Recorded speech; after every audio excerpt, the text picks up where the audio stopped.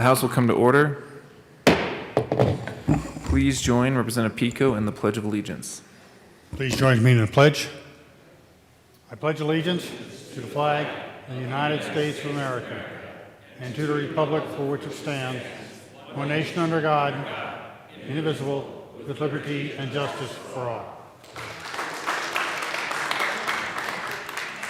Mr. Gregorio, please call the roll. Representative Amabile. Representative Amabile. Representative Amabile is excused. Bacon. Baisley. Benavidez. Burnett. Byrd.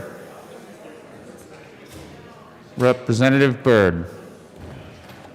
Representative Byrd is excused. Bockenfeld. Basenecker. Bradfield. Caraveo. Representative Caraveo. Representative Caraveo is excused. Carver. Catlin. Cutter. Doherty. Representative Doherty. Representative Doherty is excused. Duran. Escar. Representative Escar is excused. Oh, so, never mind, I see you. You're here. Exum. Froelich. Geithner. Gonzalez Gutierrez. Gray. Representative Gray. Representative Gray is excused. Hanks. Herod. Representative Herod is excused. Holtorf. Hooten. Representative Hooten. That's a great question. Representative Hooten is excused. Jackson. Judah. Kennedy. Kipp. Larson. Lontine. Luck. Lynch. McCluskey. McCormick. McKean.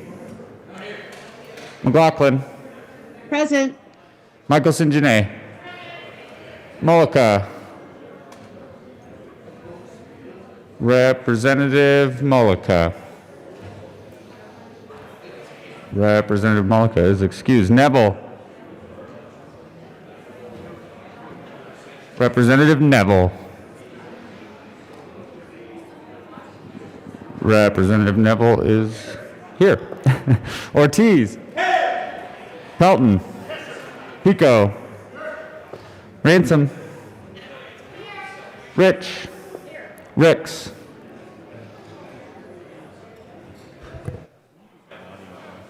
Representative Ricks is here. Roberts. Sandridge. Sirota. Snyder. Representative Snyder. Soper. Sullivan. Tipper. Representative Tipper. Representative Tipper is excused. Tatone. Valdez A. Valdez D. Van Bever. Representative Van Bever. Van Winkle stuck in traffic. Representative Van Bever is excused. Representative Van Winkle is excused. Weissman. Will. Williams. Woodrow. Woog. Young. And Mr. Speaker.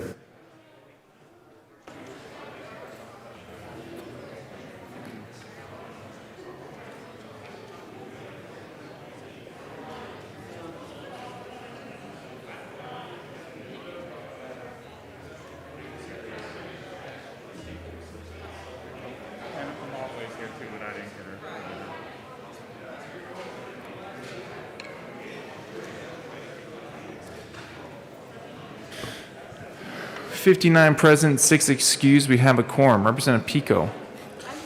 Mr. Speaker, I move that the Journal of Tuesday, May 11th, 2021, be approved as corrected by the Chief Clerk. Thank you, Representative Pico. Members, you have heard the motion that the journal be approved as corrected by the Chief Clerk. All those in favor say aye. All those opposed, no. For all those listening at home, the ayes clearly have it. The motion is adopted.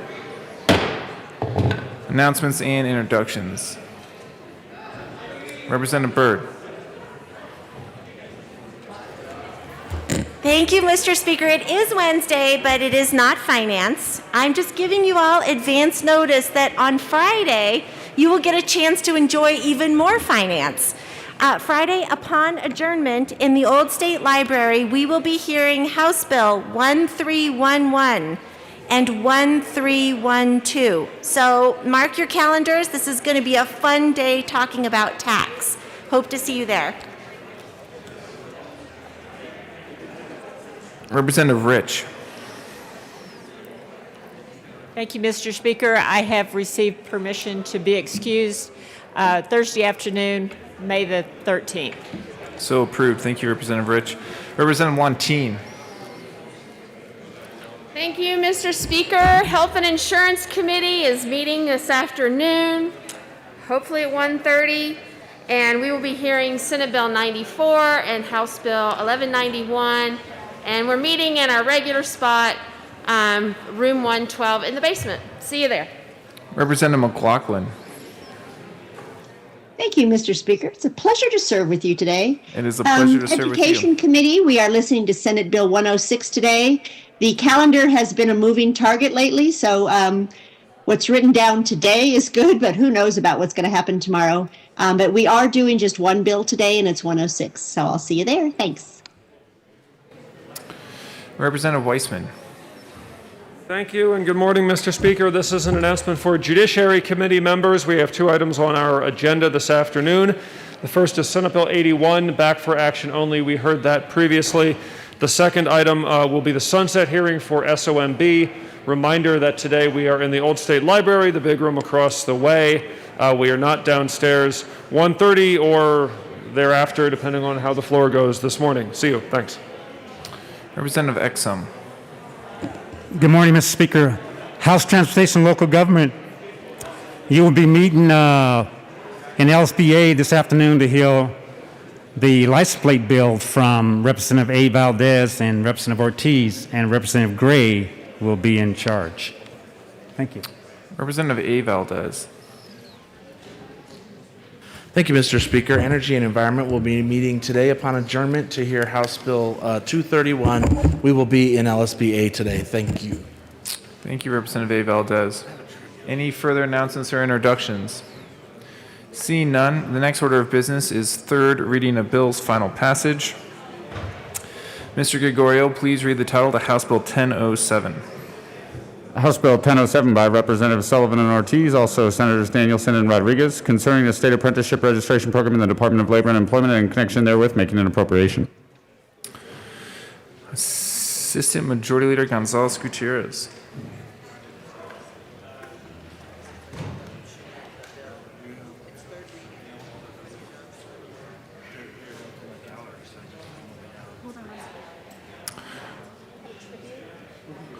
Oh. Great. Yeah, all right, we'll move. Sorry, I did not know we had a tribute. We'll move out of third reading of bill's final passage, and we'll recognize the members in the well for a tribute.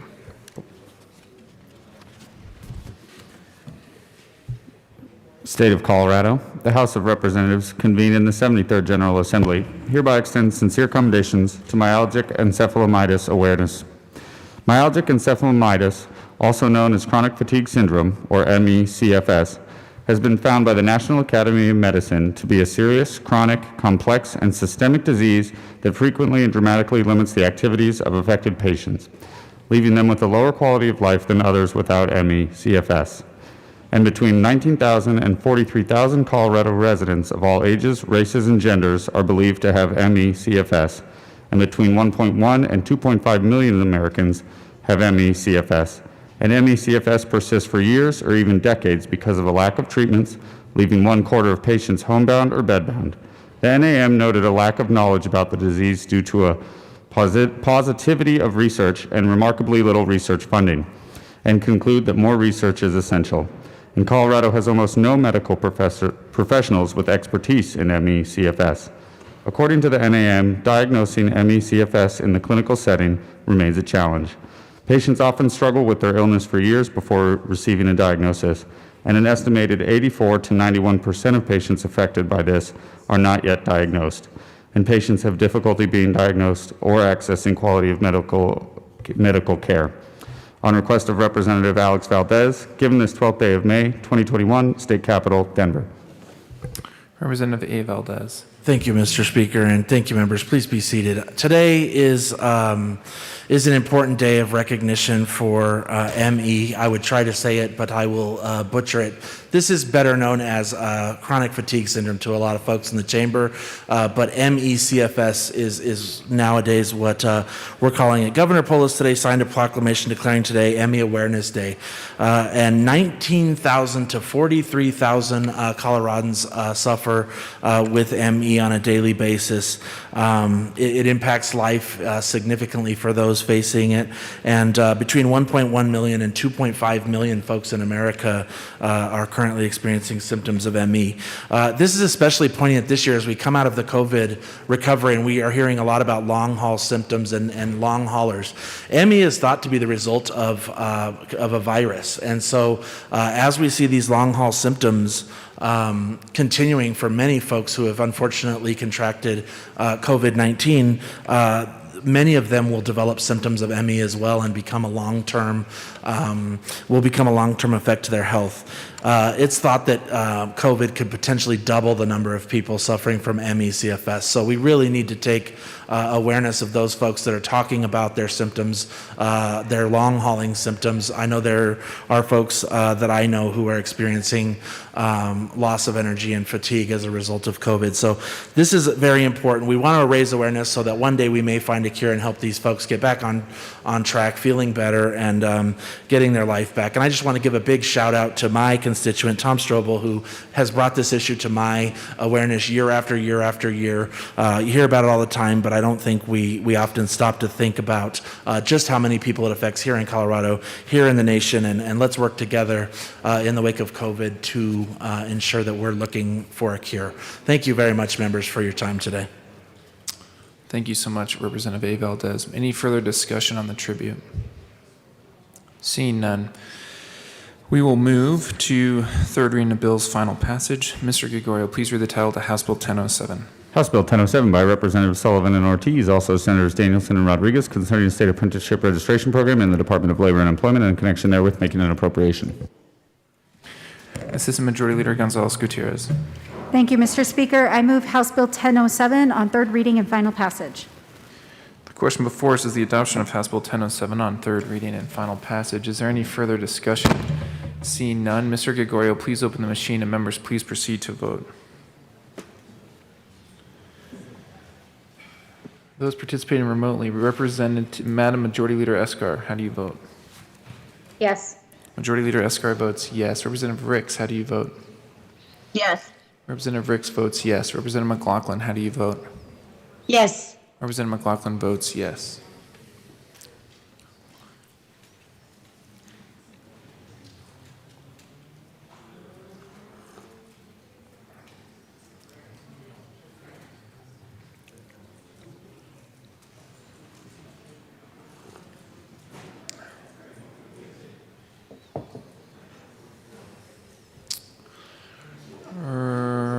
Representative Gray is coming.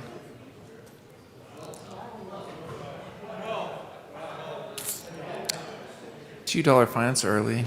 Thanks, Representative Gray. Please close the machine. With 40 aye votes, 24 no votes, and 1 excuse, House Bill 1007 is adopted. Co-sponsors. Representative McLaughlin, Ricks, Majority Leader Escar, co-sponsor.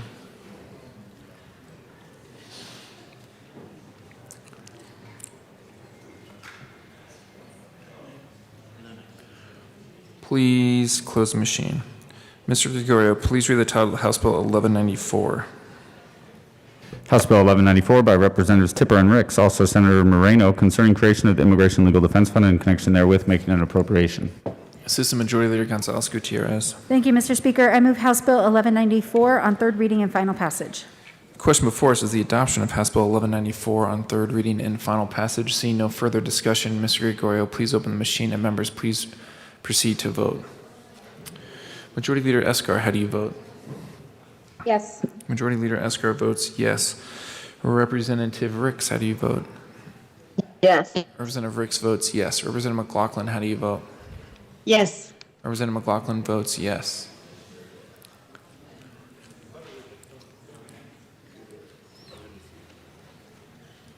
Madam Speaker Pro Tem.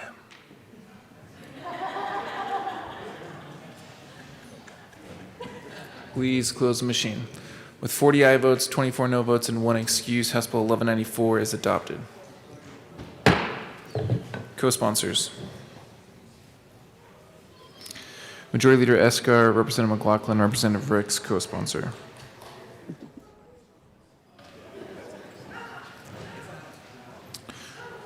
Please.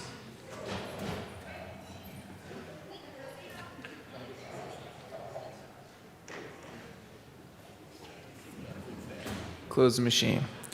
Mr. Gregorio, please read the title of the House Bill 1257. House Bill 1257 by Representatives Garnett and Neville, also Senator Garcia, concerning the recognition of veterans in relation to certain parks within the state capitol complex and in connection therewith making an appropriation. Assistant Majority Leader Gonzalez Gutierrez. Thank you, Mr. Speaker. I move House Bill 1257 on third reading and final passage.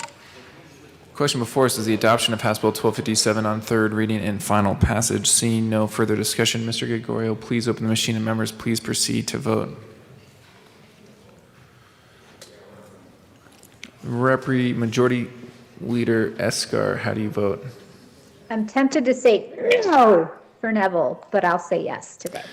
Majority Leader Escar votes yes. Representative Ricks, how do you vote? Yes. Representative Ricks votes yes. Representative McLaughlin, how do you vote? Sorry, I didn't hear you. Representative McLaughlin, how do you vote? Yes. Representative McLaughlin votes yes.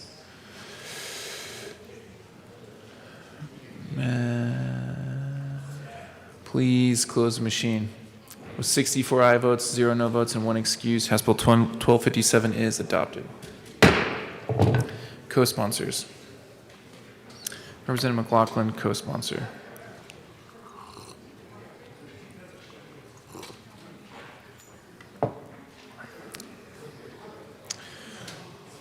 Please close the machine. Mr. Gregorio, please read the title of the House Bill 1094.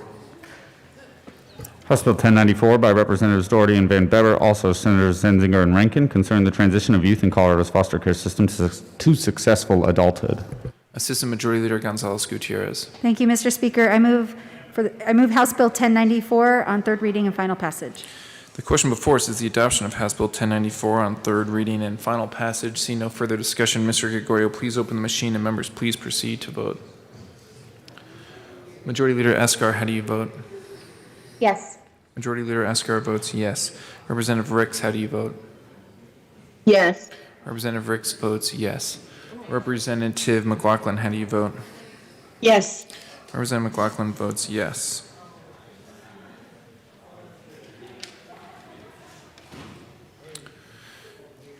Byrd, Bockenfeld, Kennedy, Lontine, Sandridge, Van Winkle, Luke.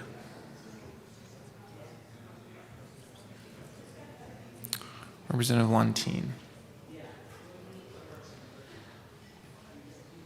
Please close the machine. With 60 aye votes, 4 no votes, and 1 excuse, House Bill 1094 is adopted. Co-sponsors. Majority Leader Escar, Representative Ricks, co-sponsor.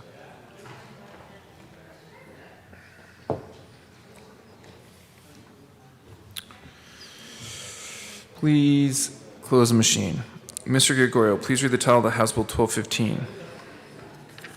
House Bill 1215 by Representatives Holtorf and Ortiz, also Senators Heisey and Lee, concerning the expansion of the Justice Reinvention Crime Prevention Initiative and in connection therewith creating a small business grant program for justice system of all persons and making an appropriation.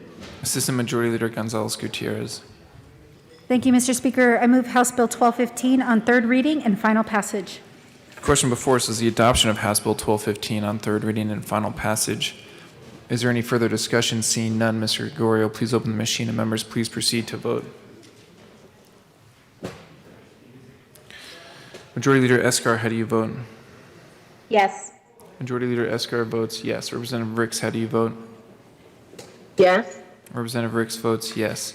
Representative McLaughlin, how do you vote? Yes.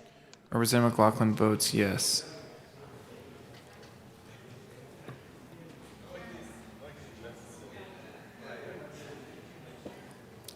Please close the machine.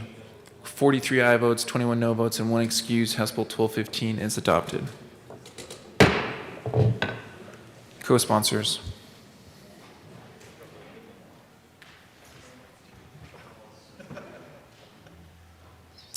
Majority Leader Escar, Representative Ricks, co-sponsor. Please close the machine. Mr. Gregorio, please read the title to House Bill 1198. House Bill 1198 by Representative Judah, also Senators Buckner and Colker, concerning healthcare billing requirements for indigent patients receiving services not reimbursed through the Colorado Indigent Care Program and in connection therewith establishing procedures before initiating collections proceeding against the patient. Assistant Majority Leader Gonzalez Gutierrez. Thank you, Mr. Speaker. I move House Bill 1198 on third reading and final passage. The question before us is the adoption of House Bill 1198 on third reading and final passage. Seeing no further discussion, Mr. Gregorio, please open the machine and members please proceed to vote. Majority Leader Escar, how do you vote? Yes. Majority Leader Escar votes yes. Representative Ricks, how do you vote? Yes. Representative Ricks votes yes. Representative McLaughlin, how do you vote? Yes. Representative McLaughlin votes yes.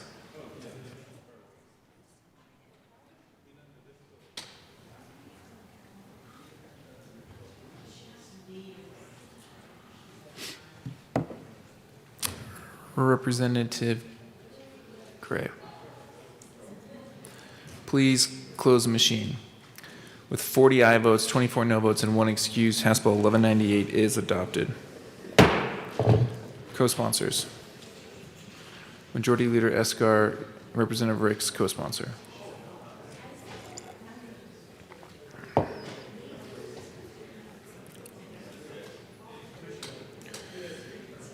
Please close the machine.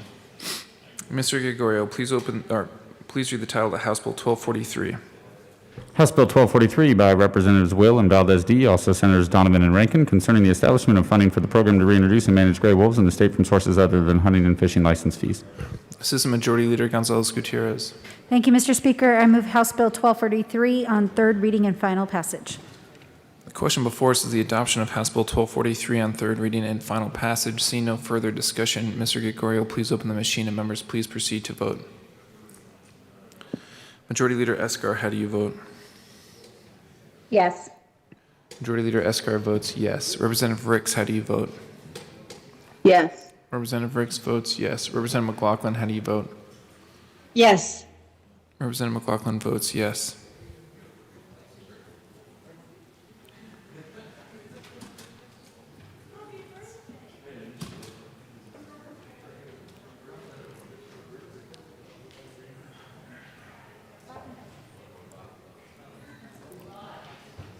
Please close the machine. With 58 aye votes, 6 no votes, and 1 excuse, House Bill 1243 is adopted. Co-sponsors. Representative McLaughlin, co-sponsor.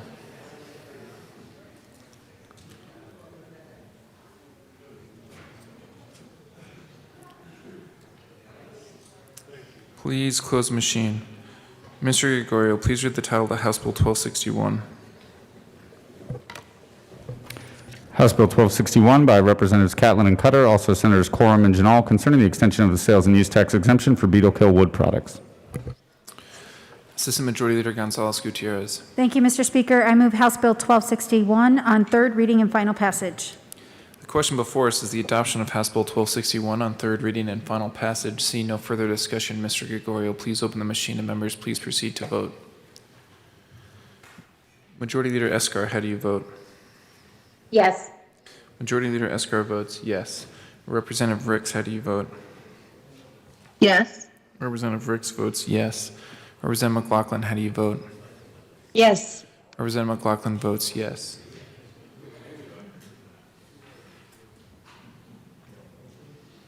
Please close the machine. With 63 aye votes, 1 no vote, and 1 excused, House Bill 1261 is adopted. Co-sponsors. Representative McLaughlin, Majority Leader Escar, co-sponsor.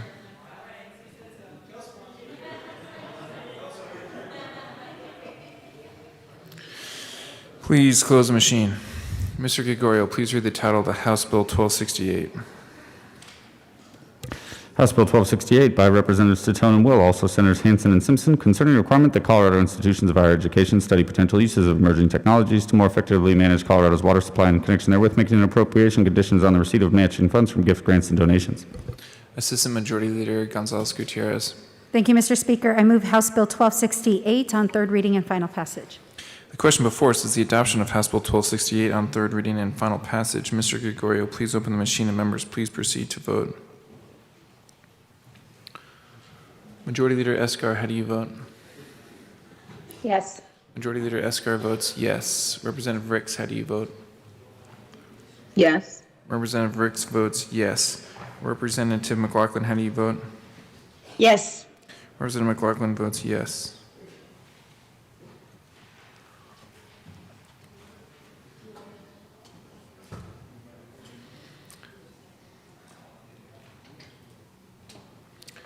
Please close the machine. With 63 aye votes, 1 no vote, and 1 excuse, House Bill 1268 is adopted.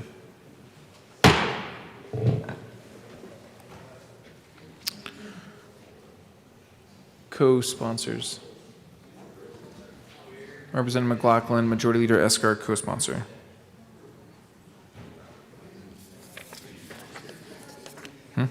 Oh, and Representative Ricks.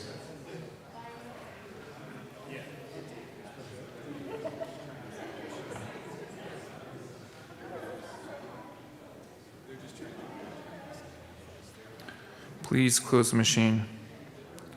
Mr. Gregorio, please read the title of the House Bill 1273. House Bill 1273 by Representative Cutter, also Senator Kolker, concerning requiring the Department of Education to prepare an annual report related to the total number of school psychologists licensed and employed by a school district. Assistant Majority Leader Gonzalez Gutierrez. Thank you, Mr. Speaker. I move House Bill 1273 on third reading and final passage. The question before us is the adoption of House Bill 1273 on third reading and final passage. Seeing no further discussion, Mr. Gregorio, please open the machine and members, please proceed to vote. Majority Leader Escar, how do you vote? Yes. Majority Leader Escar votes yes. Representative Ricks, how do you vote? Yes. Representative Ricks votes yes. Representative McLaughlin, how do you vote? Yes. Representative McLaughlin votes yes.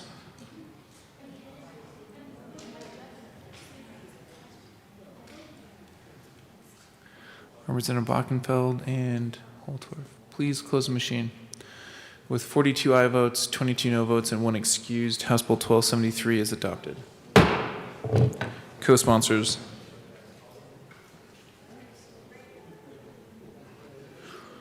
Representative McLaughlin, Representative Ricks, co-sponsor.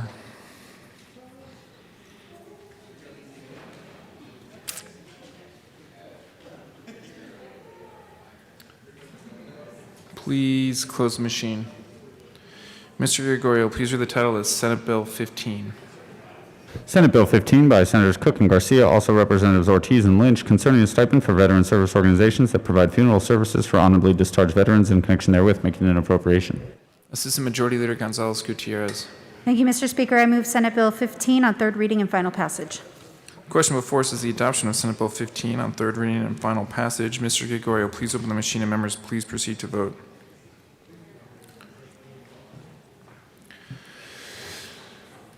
Majority Leader Escar, how do you vote? Yes.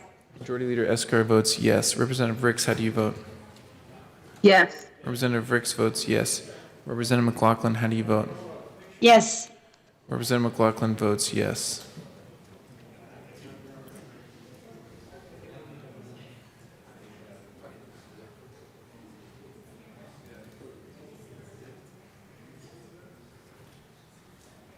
Please close machine.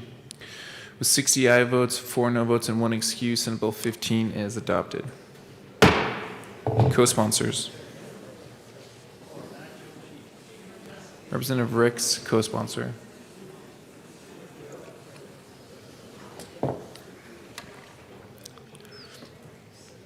Please close the machine. Mr. Gregorio, please read the title of Senate Bill 21. Senate Bill 21 by Senators Buckner and Heisey, also Representatives Young and Carver, concerning the enactment of the Audiology and Speech Language Pathology Interstate Compact and in connection therewith making an appropriation.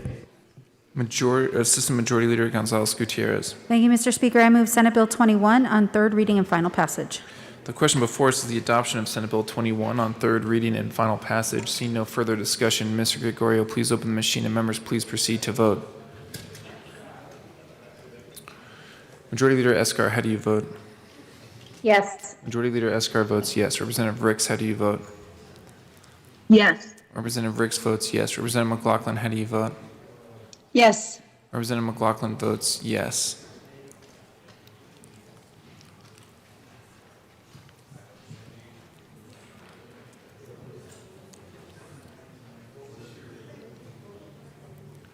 Representative Amable, Lynch, Van Bepper.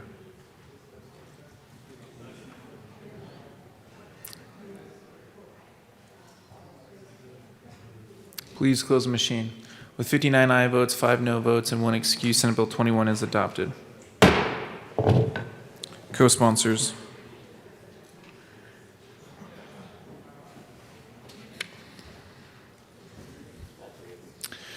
Majority Leader Escar, Representative Ricks, Representative McLaughlin, co-sponsor. Please close the machine. Mr. Gregorio, please read the title of the Senate Bill 58. Senate Bill 58 by Senators Story and Quorum, also Representatives Woodrow and Larson, concerning alternative principal programs and in connection therewith making an appropriation. Assistant Majority Leader Gonzalez Gutierrez. Thank you, Mr. Speaker. I move Senate Bill 58 on third reading and final passage. Question before us is the adoption of Senate Bill 58 on third reading and final passage. Seeing no further discussion, Mr. Gregorio, please open the machine, and members, please proceed to vote. Majority Leader Escar, how do you vote? Yes. Majority Leader Escar votes yes. Representative Ricks, how do you vote? Yes. Representative Ricks votes yes. Representative McLaughlin, how do you vote? Yes. Representative McLaughlin votes yes.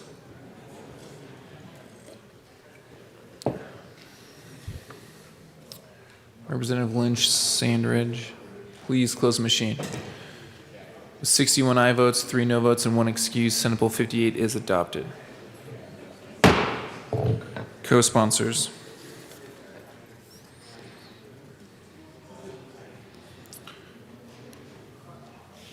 Representative McLaughlin, co-sponsor. All right, members, we're still on third reading. We're still on third reading. Shh. Thanks very much. We're almost done. We have 1 left. Please close the machine. Mr. Gregorio, please read the title of Senate Bill 64.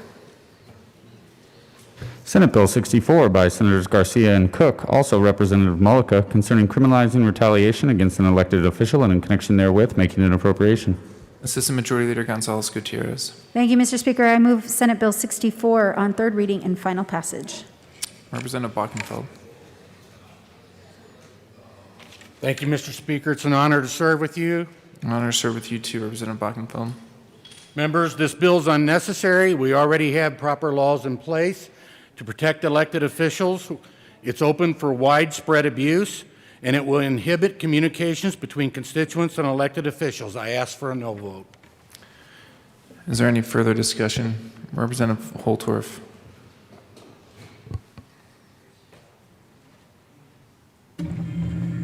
Thank you, Mr. Speaker. Esteemed colleagues, and to my good friend and colleague who just previously spoke.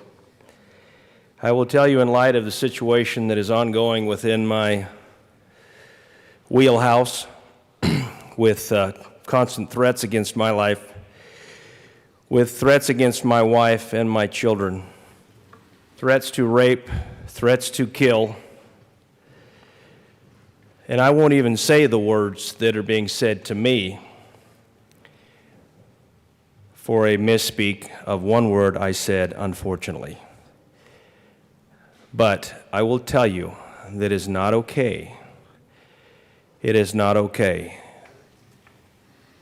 And the bill sponsor has brought forth what I believe makes a statement that even though we have this public job in the public space, and representatives like me, we can take all the heat in the world, and that's our job sometimes to take the heat. But when we cross the line, I believe in the public space as citizens, when we cross the line with respect to good order and dialogue, and then go to that dark place that is full of hate and full of evil and full of threats to hurt or harm or destroy, we have gone too far. I believe that Representative Mullica has carefully crafted this legislation with the help of the legal scholars in his caucus. I believe he addresses a real problem, that we as representatives, we should not have to, when people cross that line, have to have the emotional suffering, particularly if it affects us in our legislative duties, and then causes us pause or hesitation. But more importantly, they cross the line and want to attract our families and our children. It's just not okay. It's not okay for this country. It's not okay for this state. My plea is that we find a place of light to have the public discourse and dialogue to solve the problems that we face. All of us, including me. So I'm in support of this. I thank the bill sponsor for bringing this.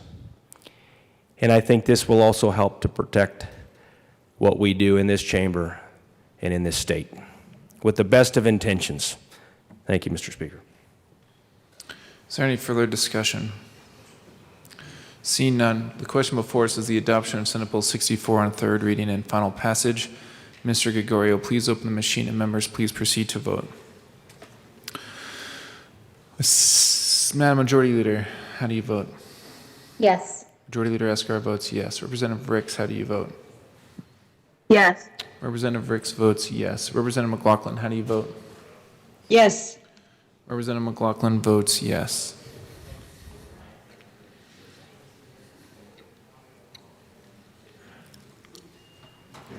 Representative Catlin, please close the machine. With 44 aye votes, 20 no votes, and 1 excuse, Senate Bill 64 is adopted. Co-sponsors.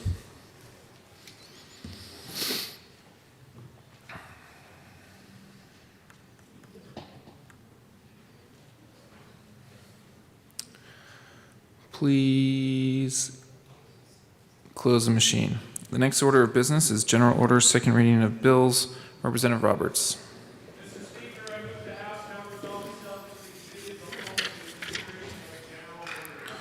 You have heard the motion, seeing no objection. Representative Roberts will take the chair.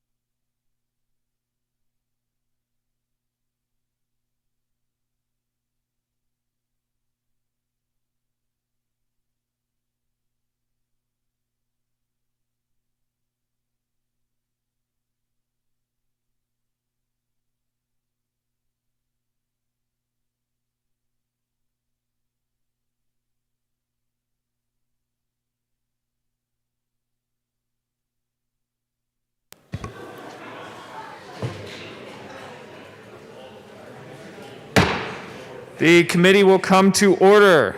With your unanimous consent, the bills will be read by title unless there is a request for reading a bill at length. Committee reports are printed and in your bill folders. Floor amendments will be shown on the screen and on your iPads, and bills will be laid over upon motion of the Assistant Majority Leader. And the coat rule is relaxed. Mr. Gregorio, please read the title of Senate Bill 82. Senate Bill 82 by Senators Priola and Pedersen, also Representatives Mullica and Williams, concerning authorization for certain alcohol beverage license holders to hold festivals for alcohol beverage retail activity in connection therewith, making an appropriation. Representative Mullica. Thank you, Mr. Chair. I move the Appropriation Committee to Senate Bill 82. No Appropriation Committee. I move Senate Bill 82. Senate Bill 82 has been moved to the bill. Representative Mullica. Thank you, Mr. Chair. Members, this is a great bill that we heard that Representative Williams and I are bringing to you today. It's a bill that makes sure that some of our alcohol distributors, our breweries, our pubs can have the same parity as our wineries and be able to hold festivals. We all know how hard this particular industry has been hit by this pandemic, and this is a way to give them a hand up, to allow them to go outside of the norms of what they've been doing and be able to hold these festivals, which is going to increase their business. It's going to be something good for our communities to gather. It's going to be good for our employees to make sure that they can stay gainfully employed. This is a good bill that I'm surprised has taken us so long to get to where we are, but it's going to be a great bill for Colorado, and I ask for a yes vote. Representative Williams. Thank you, Mr. Chair, and I want to thank Representative Mullica for allowing me to be a part of this bill. I think it makes a lot of sense. This is going to help out manufacturing breweries, brew pubs, limited wineries, manufacturing wineries, a whole host of organizations and companies in this space. And it's going to help with recovery. It's going to simplify the liquor code. It's going to increase access to the market and encourage cooperation between various license types. And you know, it's everything that Representative Mullica has already stated. It's going to be a benefit not only to those industries and those individuals who partake, but also to our communities and to our state. So I thank Representative Mullica for allowing me to be a part of this bill and to help further the good bipartisan work that we do in this chamber from time to time. So please vote yes. Mr. Minority Leader. Thank you very much, Mr. Chair. So a few years ago, after one of the more interesting stakeholding meetings I've ever been in, this was actually like my first liquor bill. And so we thought, the speaker and I thought, we're gonna get everybody in a room and we're gonna hash out our problems. And sometimes that's a bad idea because it turns into a bar fight. But I went to committee and I said, well, they asked me what I had, and I said, I have my little brown folder full of woe, because the woe was that we weren't going to come to a decision that day and we weren't going to get this job done. So thank you for getting it done.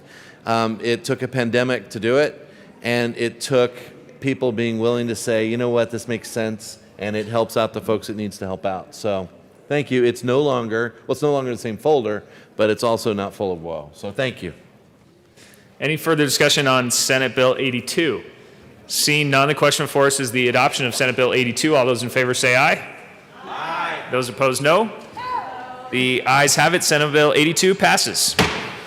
Mr. Gregorio, please read the title of Senate Bill 101. Senate Bill 101 by Senator Fields and Story, also Representatives Caraveo and Williams, concerning the continuation of the registration of direct entry midwives and in connection therewith, implementing the recommendations contained in the 2020 Sunset Report by the Department of Regulatory Agencies. Representative Caraveo. Thank you, Mr. Chair. I move Senate Bill 101 and the Appropriations Committee report. To the Appropriations Committee report. We made a couple of jokes, and we got some money. All right. Any further I asked for an aye vote. Any further discussion on the Appropriations Committee report? Seeing none, the question before us is the adoption of the Appropriations Committee report. All those in favor say aye. Aye. Those opposed, no. The ayes have it, and the committee report passes. To the bill, Representative Caraveo. Thank you, Mr. Chair. This bill has to do with direct entry midwives, which are those who attend and assist with home births of babies, which we'll hear about here in a second. This is a pretty straightforward sunset bill. It extends regulations for 7 years. Other major provisions include allowing direct entry midwives to practice as licensed birthing centers, tracking hospital transfers through the birth certificate process, permitting them to apply for additional authority to administer Group B strep prophylaxis. So these are important regulations and an important profession, and I ask for an aye vote. Representative Williams. Thank you, Mr. Chair. And members, I wanted to share a photo with all of you with my son Logan. This was about 5 years now, almost 5 years now. And this is right after my wife gave birth in our home with the service of and help of a midwife. And so this is something that's certainly personal to me. I was happy to be asked to be a part of this sunset review bill and to continue on regulation of midwives. They're wonderful individuals. They provide a wonderful service, and I can't begin to explain to you the sentiment that I was able to experience through this experience that I had with having a midwife. When my wife came to me at first and she said, I want to have a midwife, I want to have a home birth, I thought she was crazy. Because I had no idea who these people were. I was like, I want a traditional doctor.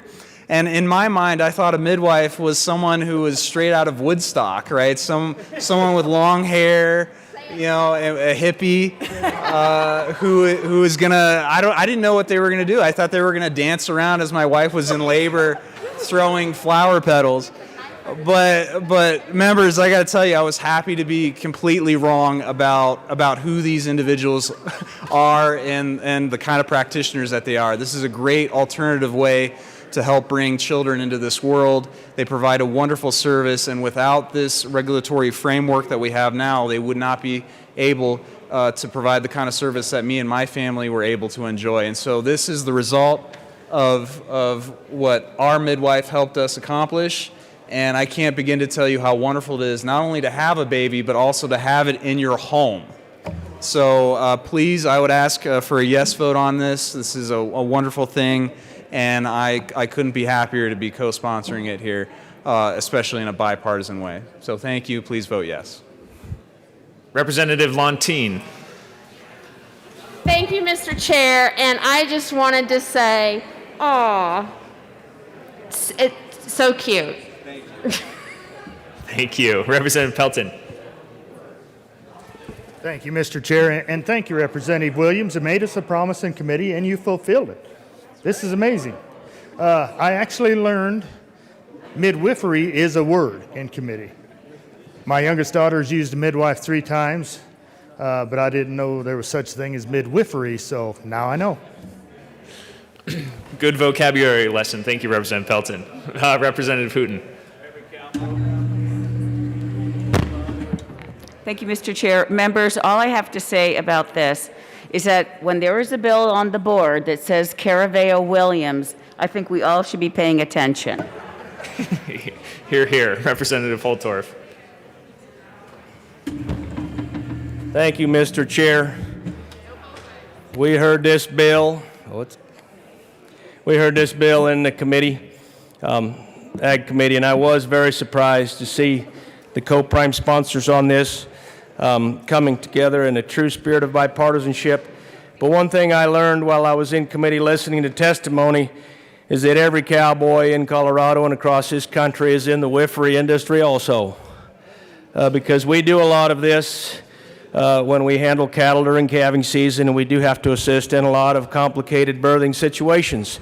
So I realize that we, as cowpokes out there, are bovine wiferys and in the bovine wifery business.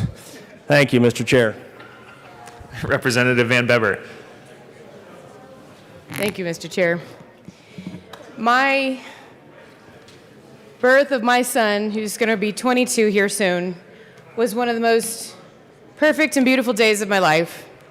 And it was also the most scary and frightening days of my life. After a 38-hour delivery with a doctor nowhere to be found in the first 36 hours of that delivery, it was 2 midwives who saved the life of my son and I. So I will always be in favor of anything that has to do with midwifery, because without those 2 women, it is a certainty that I would not be standing here today. So this is a good bill. Vote yes. Any further discussion on Senate Bill 101? Seeing none, the question before us is the passage of Senate Bill 101. All those in favor say aye. Aye. Those opposed, no. The ayes have it. Senate Bill 101 passes. Madam Assistant Majority Leader. Thank you, Mr. Chair. I move to proceed out of order for consideration of House Bill 1255. Seeing no objection, we will proceed out of order to House Bill 1255. Mr. Gregorio, please read the title of House Bill 1255. House Bill 1255 by Representatives Duran and Gray, also Senators Jaquez, Lewis, and Pedersen, concerning procedures for a domestic abuser upon the issuance of a protection order. Representative Gray. Thank you, Mr. Chair. I move House Bill 1255 and the Judiciary Committee report. To the... Is there an appropriate report? Approps. Oh, I apologize, and the Appropriations Committee report. To the Appropriations Committee report. Representative Gray. Thank you, Mr. Chair. In the Appropriations Committee, we were appropriated money, and I would ask for an aye vote. Any further discussion on the Appropriations Committee report? Seeing none, the question before us is the passage of the Appropriations Committee report. All those in favor say aye. Aye. Those opposed, no. The ayes have it. The Appropriations Committee report passes. To the Judiciary Committee report, Representative Gray. Thank you, Mr. Chair. And we had a very good conversation in the Judiciary Committee, and I believe you'll get to hear some more of it now. And it was really thoughtful, but I would move an amendment to that committee report, Amendment L009, and ask that it be displayed.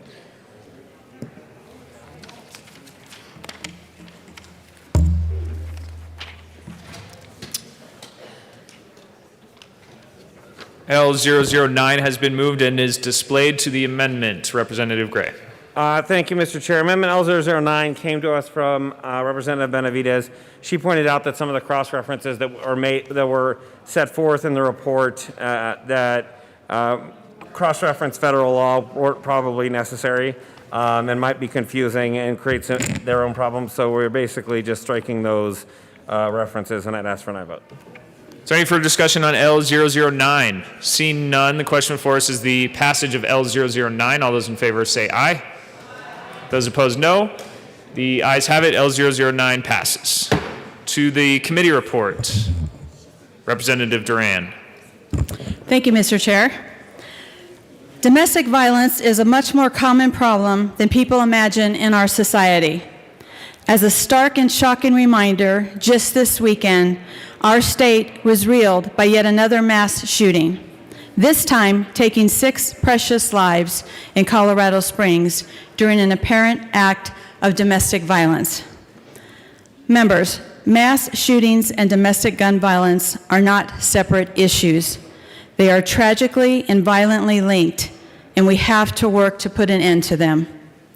A recent analysis of 749 mass shootings committed over the past 6 years found that about 60% of them were either domestic violence attacks or committed by men with history of domestic violence.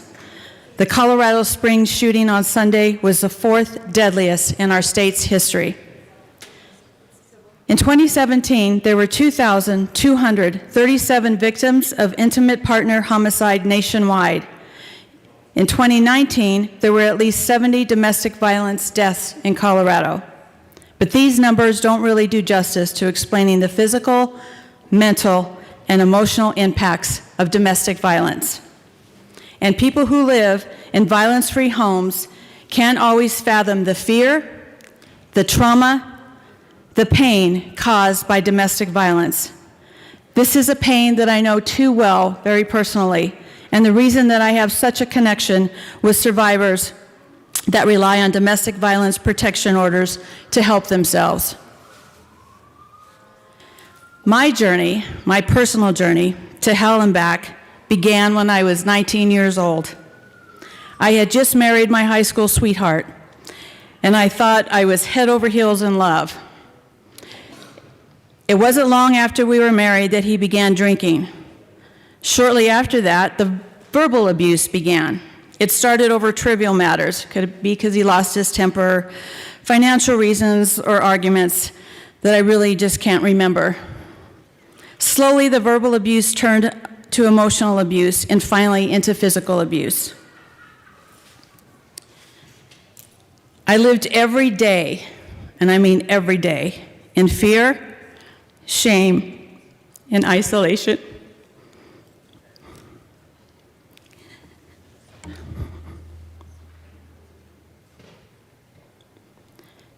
Not sure what his mood would be or what would set him off.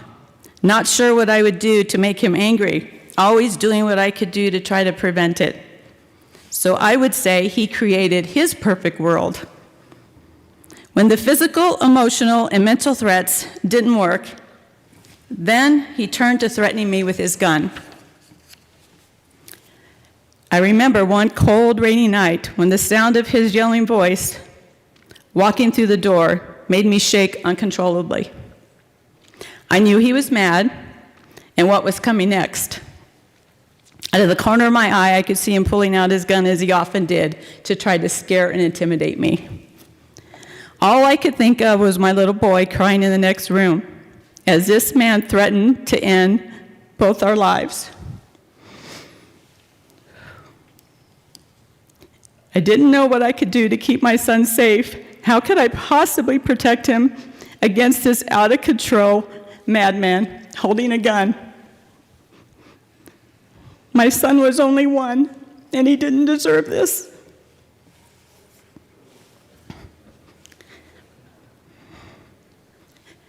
At that moment, my life flashed in front of me. I was terrified at what the future would hold, thinking of all the beatings that had caused blackouts. I felt ashamed. I felt ashamed because I let him speak to me that way. I let him treat me that way. I let him belittle me that way. Even though I know now that I was not complacent in his verbal and emotional abuse that left me feeling empty, alone, and isolated. It was only in thinking of my son and the future that I wanted for our family that finally gave me the strength and courage to break my silence. That's the key word, members, breaking your silence, sharing your story. I told my family, I told my friends, I told anyone that would listen to me. With their help, my son and I made our escape and started a new life. I read a report recently that stopped me in my tracks. It stated that abusers with firearms are 5 times more likely to kill their victims. This made me think about my own life and the fact that my abuser had a firearm. It made me feel lucky and so blessed to have escaped with my life and our life. It made me feel guilt and deep sadness for those who aren't so lucky. Now I think of that study and I think of the poor children in the Colorado Springs home, how they watched an unspeakable horror unfold before their very eyes during a birthday party and on Mother's Day. I think of them and I think of my own son and how one small thing had gone differently. He could have easily been in their place. That same study that guns further exaggerate, that further empower and control dynamics used by abusers to inflict emotional abuse and exert control over their victims. Sadly, I can vouch for the truth in that fact from personal experience. Domestic abuse does not discriminate. It can happen to anyone, regardless of your race, religion, income, or education level. I bring this bill to you today because a person suffering abuse needs to be able to count on an effective mechanism for enforcing the law that removes firearms from an abusive partner. I ask for your support to please help us end mass shootings and help the women, the men, the children, the families that are in these terrible situations, and to help all the other Monicas that are out there trying to fight for a better life for them and their families. I ask for a yes vote on House Bill 1255. Representative Gray. Thank you, Mr. Chair. You can be seated, y'all. I came from a violence-free household, and so I didn't learn much about domestic violence until I started prosecuting it. I was very lucky in that respect. But one thing that I think is important as we have this conversation about this bill today is that it's been illegal for somebody accused of or convicted in serving their sentence of domestic violence to possess a firearm for many, many years. That's not what this bill does. Every time we're a mandatory arrest state for domestic violence in this state.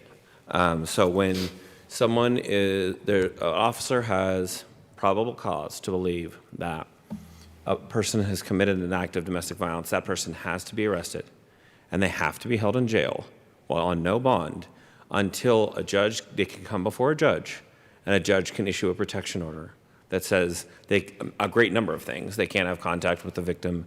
They can't do a lot of things, but one of them is they can't possess a firearm. We're not changing that law today. What this law is about the folks who've received that protection order and they don't follow it.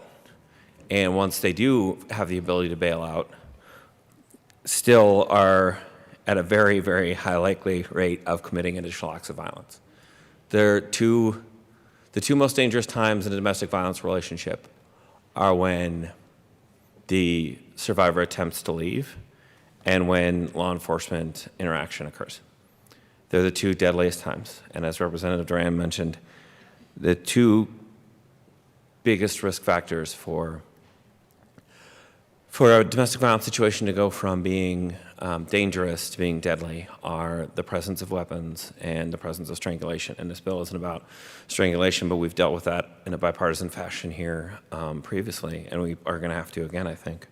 So what this bill is about is not saying it's illegal to possess a firearm while your domestic violence case is pending or while you're serving your sentence. That's the law right now. I became a DA in 2012. It was always the law. The question is whether or not whether that's going to be made real. There's another attempt in 2013 to try to get better processes so that would actually that the promise of a firearm-free household for a domestic violence victim would be made real, but it still hasn't worked, and we're still seeing these acts of domestic violence every day. And I'll tell you, just to underscore one more time, if you're from a domestic violence-free household, it's very, very easy to not understand how prevalent domestic violence is in the state of Colorado and the United States of America. It wasn't until I started dealing with it every day in my job. Because the first person you talk to when you're a prosecutor is the victim of a crime, and we try to do it relatively quickly because that's just the nature of domestic violence. You want to talk to the victims as quickly as possible because you want to de-escalate the situation. And so talking to people in fear for their lives over and over and over and over again, thousands of times. And I didn't work at the DA's office that long. I was only there for 2 years. But you do it every day. And the fear that folks have when they come and talk to you, first off, they're not used to talking to lawyers. They're certainly not used to talking to prosecutors. They're not used to talking to police officers. The fear is so real that it's hard for me, the guy who's safe and the lawyer and the law enforcement officer, it was hard to do day in and day out. But what we can do with this piece of legislation and with some other things that I think we can work on is do what we can't remove that fear. Once you've been a victim like that, you can't remove that fear. What we can do is make it less dangerous, and making sure we put the processes in place to actually remove firearms from the situation when there's an active domestic violence situation going on will save lives, and it will save fear for domestic violence victims. And I think we should do both of those things. And so I would ask you, again, we are technically on the Judiciary Committee report, but I would ask for your support of this bill and the Judiciary Committee report. Thank you. Thank you. Further discussion on the Judiciary Committee report. Representative Carver.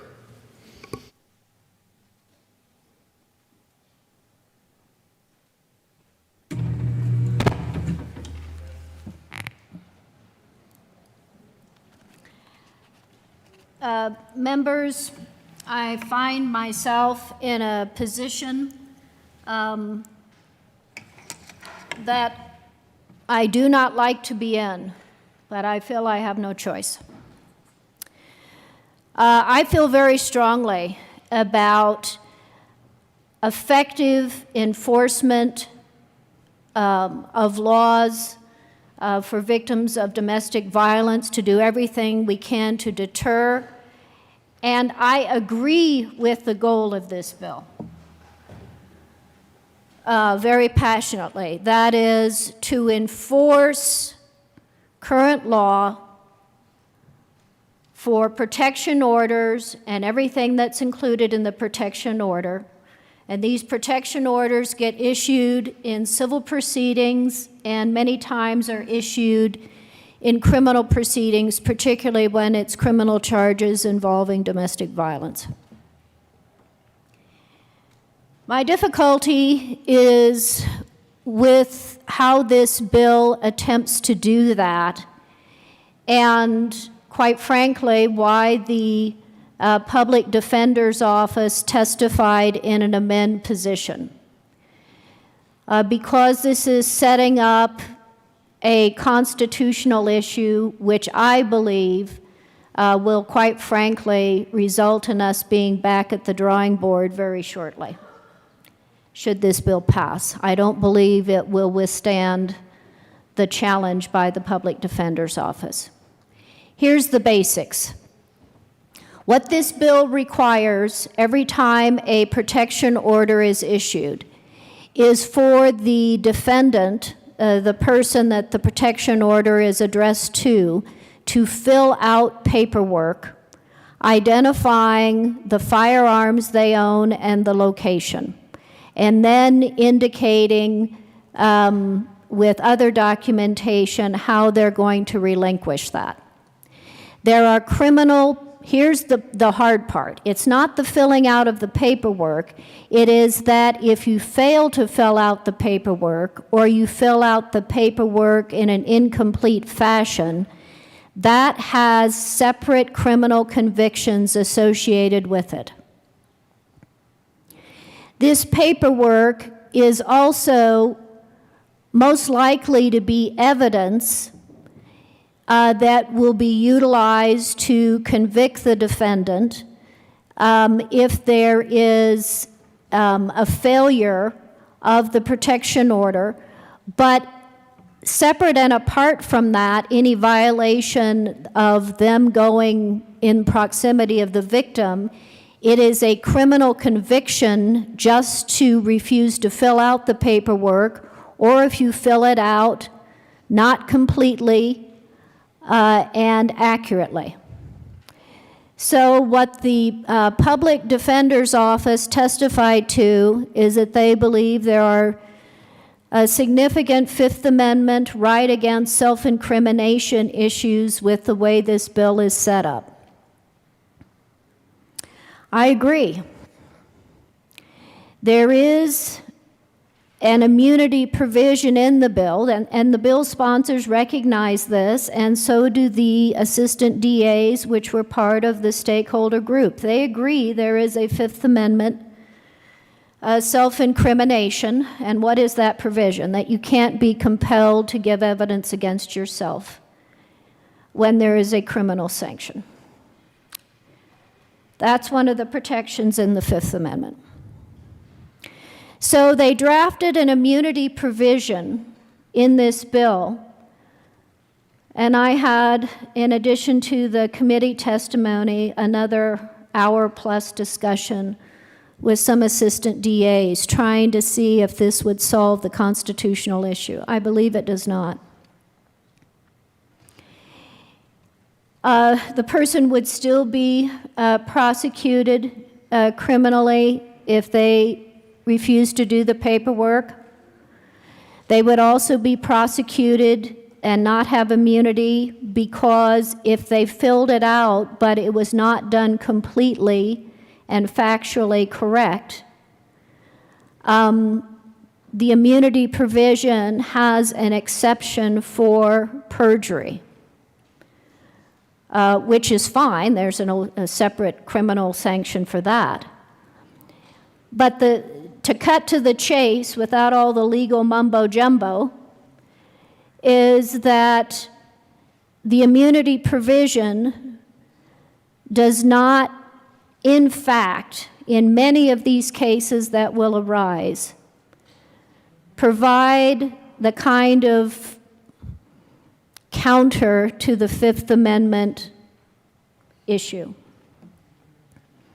Now, you never know how a court's going to rule. And as Representative Gray and I discussed, since this is, and I've been defense counsel, I've been a prosecutor and a defense counsel. As a defense counsel, you have an ethical obligation to raise all reasonable legal arguments in defense of your client. This constitutional challenge to this process will arise relatively quickly, should the bill pass and be signed into law. And a court will rule, and then we'll know. But because I have a strongly held personal view that I am not going to support a bill, even a bill whose goal I believe in passionately, I cannot vote for this bill. So then the question is, will Carver find a vote no? You have an alternative? So that's what my amendments do. After talking with the defense counsel and looking at why, and I agree with the bill sponsors. We are not in Colorado seeing the kind of compliance that we need with protection orders and what is currently required as part of those protection orders.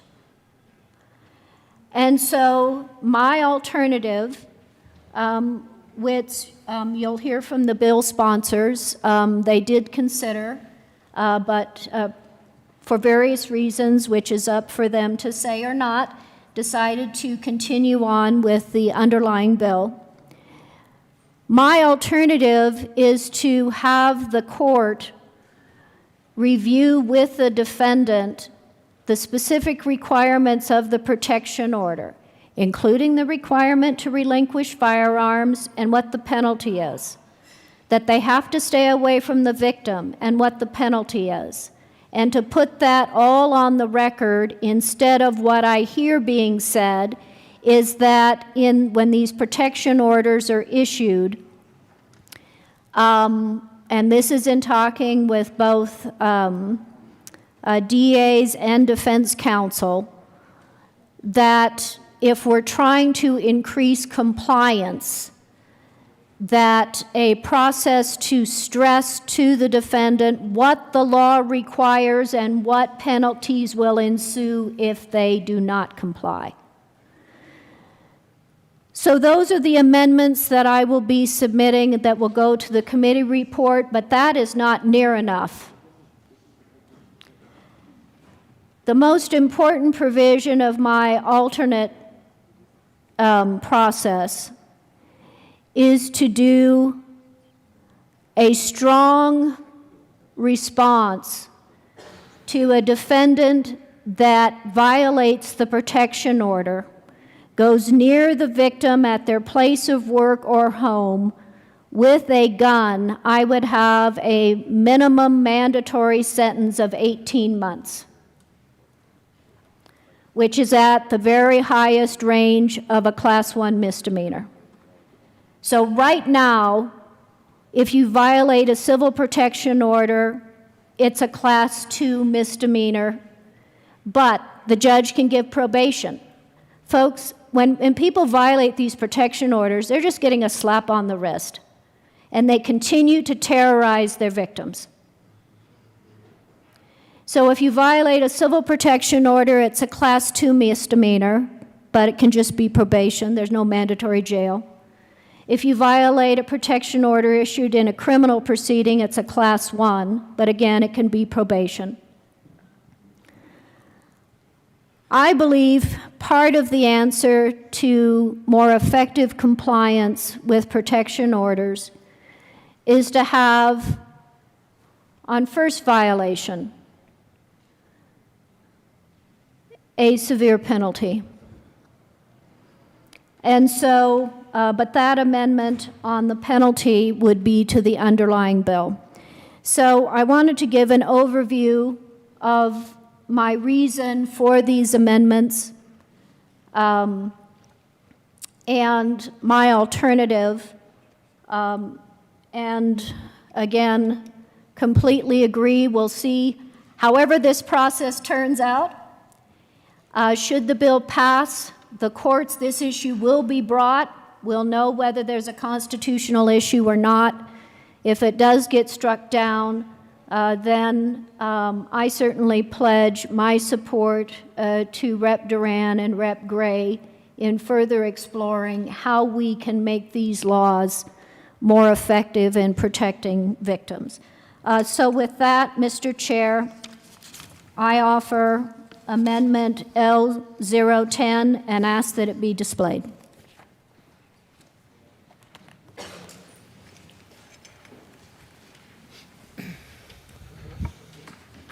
Thank you, Representative Carver. L010 has been moved and is displayed. Representative Carver. Thank you, Mr. Chair. And there are actually 3 places in statute where the bill drafter indicated that if you're going to require in-court review by the judge with the defendant on all the specific provisions of the protection order, what is required and what the penalty is for failing to comply, again, all in an effort to increase compliance, which is the goal of the bill. This makes that change for civil protection orders, and I ask for an aye vote. Any discussion on this amendment? Representative Gray. Thank you, Mr. Chair, and thank you genuinely to Representative Carver. We've had a very genuine interaction with her as bill sponsors, and I know we agree on trying to stop domestic violence in this state. That said, in conferring with the various district attorneys across the state who Representative Carver has shared this proposed amendment with and have had the opportunity to review it, which I also appreciate very much. We believe that this is the law as it's happening right now already, and we don't want to create that people are, and I can tell you for personal experience, they are advised, criminal defendants are verbally advised and given a written copy of every protection order, at least in Adams County, it was in both English and Spanish. So the advisal happens right now, and so we don't believe it's necessary and could theoretically create new ways to challenge people's ability, the ability of law enforcement to prosecute people who don't follow the law. So I very respectfully ask for a no vote. Representative Carver. I thank the bill sponsor. What I have heard, and I'm sure the practice differs in each judicial district, is that while the defendant is told, Mr. Smith, a protection order has been issued against you, you are required to comply with the conditions as stated in A, B, D, and E, that is the most typical way the defendant is briefed, but not the specific requirements. Not the specific requirements, not the time frame for doing it, and not the penalty to do it. And I don't believe there's any, so understanding, and I did hear from public defender that they're aware of one judicial district that does in fact go into a detailed briefing of the defendant on specifically what the protection order includes, but that is the exception. And if we're trying to increase compliance with telling them exactly what they need to do and the penalty if they fail to do it, I believe that would help increase compliance. I don't think there's anything in this amendment, and I'm not going to alter it right now, but should we be back? Should we be back on another day, I would be glad to add language saying that this in no way creates any additional legal bases to challenge the protection order, and that is certainly not the intent. So with that, ask for an aye vote. Any further discussion on this amendment? Seeing none, the question before us is the passage of Amendment L010. All those in favor say aye. Aye. Those opposed, no. The noes have it. That amendment is lost. To the committee report, Representative Weissman. Thank you, Mr. Chair. And understanding that we are still to the committee report, and I believe more amendments will be offered, I wanted to respond briefly to some of the commentary made here about the Fifth Amendment and self-incrimination issues, because those had first been put into issue in the context of the committee report. You know, I dug pretty seriously into that concern that was raised going back to last year when, as some members know, Rep. Duran brought a bill that's somewhat similar to this bill, and it did not go ahead because of COVID. I very much want this mechanism to work, as Rep. Gray alluded to. We're not doing anything new here in saying that if you've been inflicting domestic violence on people that you shouldn't have firearms. At least in the Title 18 context, I find that dating back to 1994 in the law. What we have been doing subsequent to at least 2013 is simply trying to make work what bipartisan legislatures have said in the past ought to be the case. Because we know that when it is not the case, people are murdered. Predominantly women are murdered. That's what we're talking about here, is preventing people, especially women, from being murdered. That said, the Fifth Amendment is in the room when we're talking about filling out these forms in a court proceeding. And even though I very much support this bill and I want to see this mechanism work so that fewer women are murdered with guns, as an attorney, I have to make sure that that is going to happen consistently with the Fifth Amendment. So I wanted to call out the language, and on the printed bill, and the paging might be different if members are working off the pre-amend, but the relevant language here says, no testimony or other information compelled pursuant to the subsection, or any information directly or indirectly derived from such testimony or other information may be used against the defendant in any criminal case. That is what is called derivative use immunity, which is the broadest articulation that I know of Fifth Amendment protection in our statutes. We could simply be talking about use immunity. That is narrower. We are not. We are talking about derivative use immunity, directly or indirectly derived.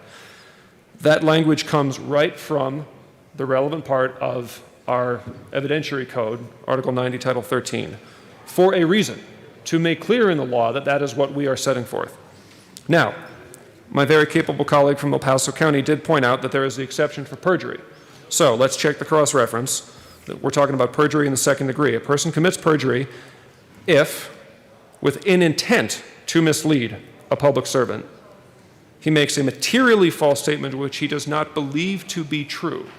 So, under the elements of that offense, there has to be intent, of course. There has to be intent.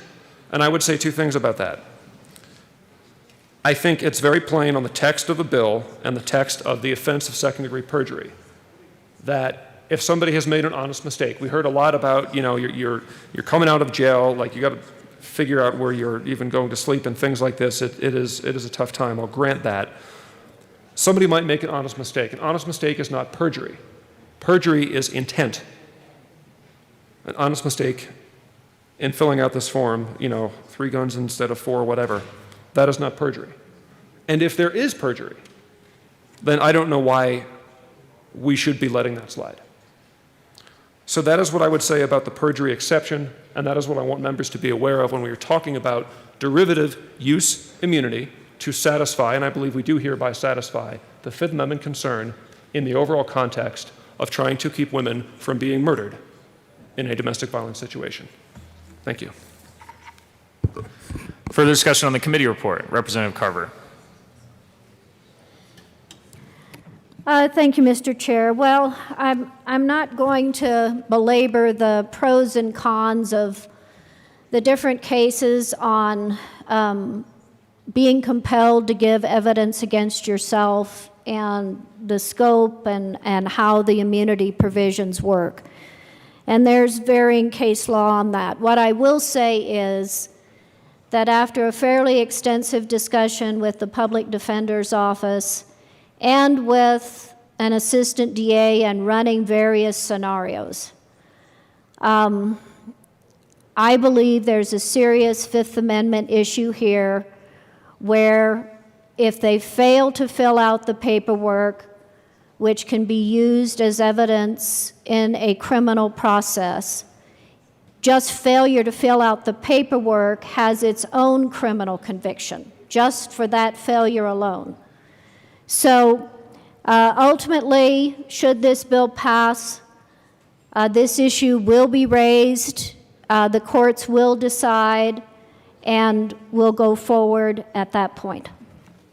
And with that, Mr. Chair, I do have, again, it's the same amendment, but it's to 3 different parts of the committee report as far as the verbal in-person of the defendant, the provisions of the protection order. So I will get those done, and I assume the stance will be the same. It's the same issue, and then we can move on to the bill. And with that, I offer Amendment L012 and ask it be displayed.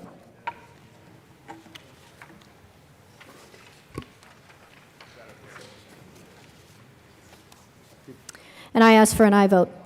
This is to the criminal proceeding where a protection order is issued. Discussion on L012. Representative Duran.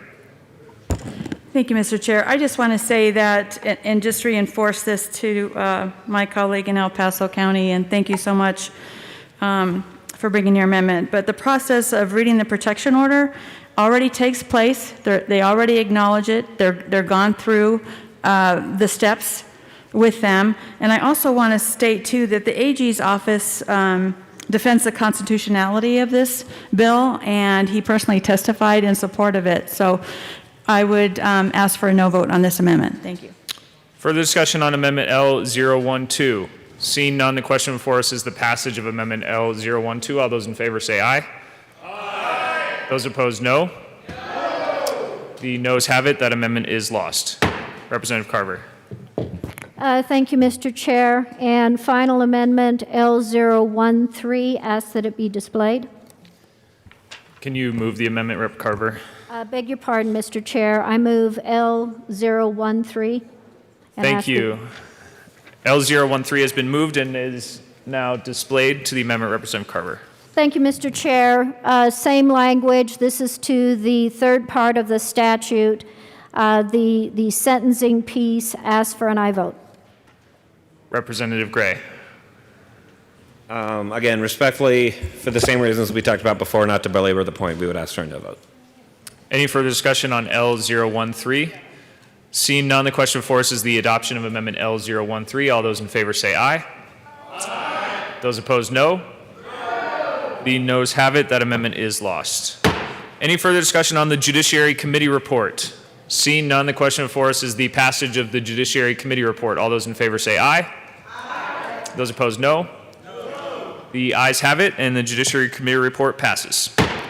Any discussion on House Bill 1255? Representative Carver. Thank you, Mr. Chair.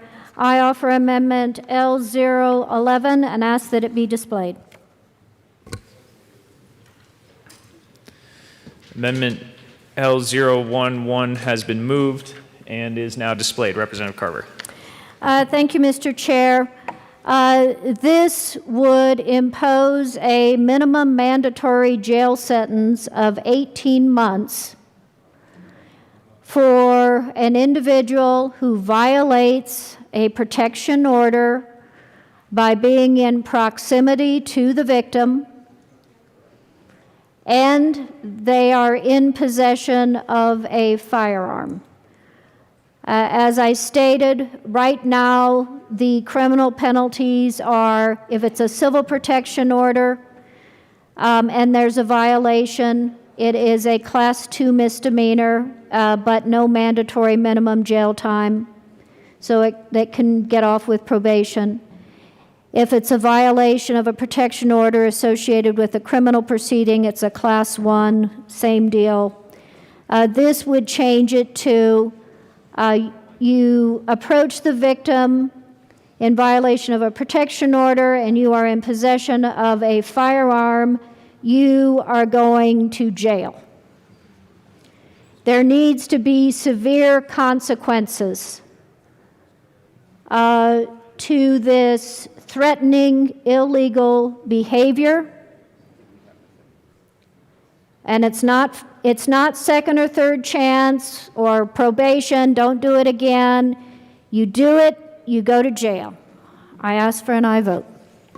Is there any further discussion on L011? Representative Gray. Thank you, Mr. Chair, and again, thank you very much, Representative Carver, for what I think is a really thoughtful amendment and really puts a really direct point on some of the most dangerous domestic violence situations we have, where you have somebody who's willing to violate the law and they're in the possession of a weapon. In talking to stakeholders, we haven't gotten the support for this that we have for the general bill, and so I'm going to have to ask for a no vote today, but I also would ask for that conversation to continue, because everybody should that situation is incredibly dangerous. So I can't support your amendment today. I can very much support your effort in the same way, maybe go back and forth, in that respect. But are happy as if the bill goes to the Senate and if there's a conversation to bring something more back home here. I mean, there are a lot of concerns about mandatory minimum sentences, and I say this as somebody who sent many people to jail for many, many years. But so I can't support the amendment today, but definitely support the conversation and appreciate very much you highlighting exactly some of what the most dangerous domestic violence situations are. Representative Carver. Members, I would also say, and another amendment I would have loved to have brought to this is if the individual violates a protection order by being in proximity of the victim, even if they aren't in possession of a firearm. But my understanding is this would be beyond the title of the bill. But I will tell you right now, what we have is we have these abusers who are violating protection orders all the time. The victim reports it, and they are getting a slap on the wrist. And what message does that send to these controlling, obsessive abusers? That they're going to keep doing it, they're going to keep terrorizing the victim, and it also, unfortunately, the victim now who is reporting to the police that their abuser is violating the protection order, and then nothing happens. It contributes to a feeling of hopelessness and despair, and that there's no way for them to protect themselves. So respectfully, members, however you go on this amendment, and as we continue to work on the issue of domestic violence and how we stop it, deter it, there must be more significant, immediate, and certain consequences to individuals who violate protection orders, which we do not have right now in the state of Colorado. Now, 18 months, I had some people push back and say, well, that penalty is too hard. And I'm like, look, you approach the victim with a firearm. I am all for severe consequences. And quite frankly, hammering you into the ground. So regardless of whether we go there today or later, we need to send a message that in these situations, you must comply with protection orders, and that means you stay away from the victim and you comply with the other aspects. And that's why I just wanted to put that on the record, Mr. Chair. Ask for an aye vote. Representative Pico. Thank you, Mr. Chair. I rise in support of this amendment. I think it speaks directly to the issue that everybody is concerned with. No one is in favor of domestic abuse, and no one supports that. Everyone wants to resolve the issue. How you go about it is very, very, very important. If anything, I would say this amendment speaks directly to the issue that we want to address. I think we've heard that you're in favor of that, but just not today, and I'm not quite sure I understand why that would be the case. If anything, this amendment doesn't go far enough. I would say it should be any weapon, regardless of what it is, because firearms aren't the only weapon used. And I would differ slightly. I don't think hammering him into the ground isn't far enough either, but that's for another day. Representative Sandridge. Thank you, Mr. Chair. I do stand in support of this amendment. This adds some meat to the situation that we're dealing with right now. We got to ask ourselves, are we going to be serious about trying to deter these behaviors or not? I ran actually a similar bill to this amendment earlier this year that was quickly defeated. And what this amendment makes me think of is last year, I was brought to the attention in Teller County, a lady who was married was the victim of domestic violence over and over and over by her husband. She got an order of protection. The husband violated $2,000 bond. He got out. Violated again, $2,000 bond. Got out. Went and killed her. So what we got to do is, are we going to actually be serious about this and try to deter this behavior and actually save lives? So I think this adds to the bill. I think we need there's many ways to address this issue. And I think if we throw all these ways at this issue, it's still going to be difficult to curb these behaviors. But when you continuously violate a protection order and you're let out with a slap on the wrist, does that really show that we're serious in protecting you? So this amendment doesn't dilute the bill, doesn't change the essence of the bill. It strengthens the bill and I feel gives the impression that we're serious about solving this issue. So with that said, I ask for an aye vote. Thank you. Representative Durant. Thank you, Mr. Chair. I want to thank Representative Carver for your passion and commitment here, and that's why this bill and this process bill is so important. This law was passed in 2013, Senate Bill 197. The process of it has not been enforced really for 8 years, so that's why this process bill of laying out a clear path that our sheriffs and DAs asked for is why we need this, so that when a victim calls and they need a protection order, they know that it comes with some teeth. It isn't just an empty call and there's no protection for them. I ask for a no vote on this amendment. Representative Gray. Thank you, Mr. Chair. The only other thing that I would note is that there's not a mandatory minimum, but we've been doing a lot of work on this. It is violation of protection order is an offense for which you can go to jail. It's an offense that can be categorized as its own act of domestic violence, separate from the underlying charge that led to the protection order in the first place. And I have sent many people to jail for a violation of a protection order. And so again, I very much agree with the sentiment of this amendment. We have not stakeholdered it in a place where adding a new mandatory minimum is something I'm comfortable with. But I want folks to know, if you violate a protection order in this way, it is not the case that you can't be sent to jail. You can be sent to jail, and I have done it many times before personally. You just have to convince a judge of the situation. It's not out of the judge's hands. It's convincing a judge to do it. But again, I appreciate this conversation and the seriousness of the offense described in the amendment by Representative Carver. Thank you. Is there any further discussion on L011? Seeing none, the question before us is the passage of L011. All those in favor say aye. Aye. Those opposed, no.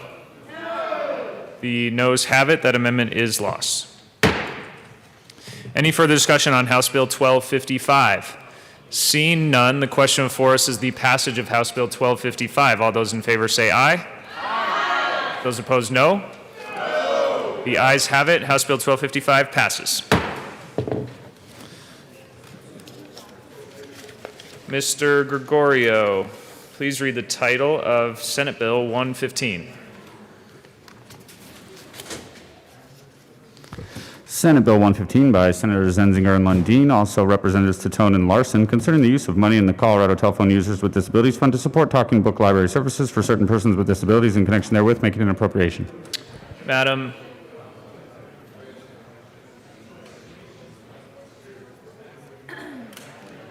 Assistant Majority Leader.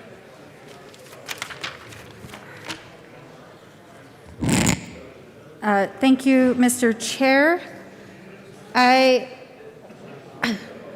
move that the House stand in a brief recess. Seeing no objection, the House will be in a brief recess.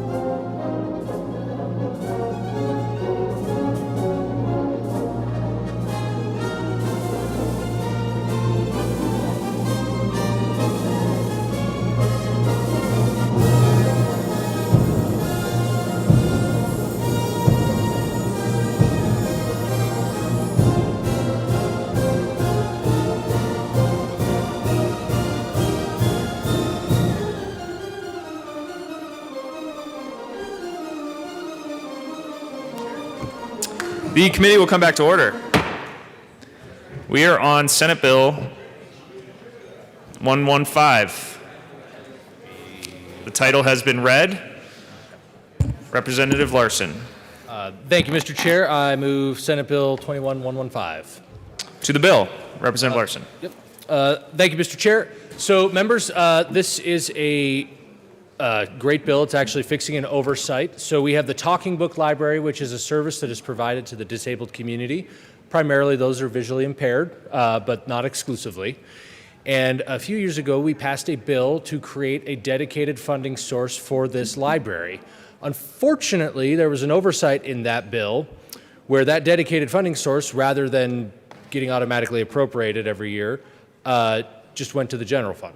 So what this bill does is fixes that error so that the dedicated funding source that we already passed and intended to be used to fund this every year becomes the dedicated funding source that it was sold at originally. And that's pretty much it in a nutshell. I ask for a yes vote. Representative Tatone. Thank you, Mr. Chair. Yeah, this is a really good bill. This is something that we fund every year, year after year after year. We make this appropriation. There's never any debate on it, and this is something that's important to the community. Let's put it in the budget permanently, and let's fund this program in perpetuity so we can make sure that these resources are available to the people who need them most. Everyone who takes advantage of these really love this, and it's a great resource that we should continue to fund. So I urge a yes vote. Further discussion on Senate Bill 115, Representative Ransom. Thank you, Mr. Chair, and I'm actually going to ask you to vote yes on this bill. We've heard about these funding requests in JBC over the past few years, and I have to admit, I actually thought this was going to be a JBC bill. So because we talked about it, and we talked about the funding last year or the year before, and so when I saw that there was already a bill here in process moving through the system, you can see I jumped on as a co-sponsor, and I was proud to do so. So I want to thank the sponsors for their work on this bill, getting it through both the Senate and here over to the House, because the talking books are items that can't always be duplicated. I know we have different types of reading ability materials now. People can, we have books on CD and playaways, and you can download books onto your phone, things like that. But these talking books, they explained to me, were different. The way that they were set up, the way that they are provided, the way that they are given to the folks that actually need them and use them. They are already here and ready and made. And with that, as a reader, I always think that there's never too many books in the world. And so I think we need to make sure that we make these available. And again, I want to thank both of the sponsors for working on this bill, for bringing it to us. I will be an excited yes, and I hope that you all will support it as well. Thank you. Any further discussion on Senate Bill 115? Seeing none, the question before us is the passage of Senate Bill 115. All those in favor say aye. Aye. Those opposed, no. Almost, but the ayes still have it. Senate Bill 115 passes.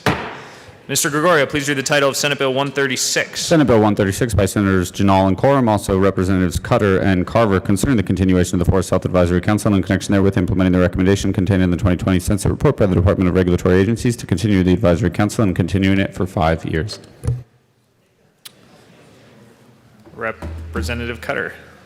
Thank you, Mr. Chair. I'd like to move Senate Bill 136. To the bill. Go ahead, Representative Carver. Thank you, Mr. Chair. This just renews and extends the Forest Health Advisory Council for another 5 years.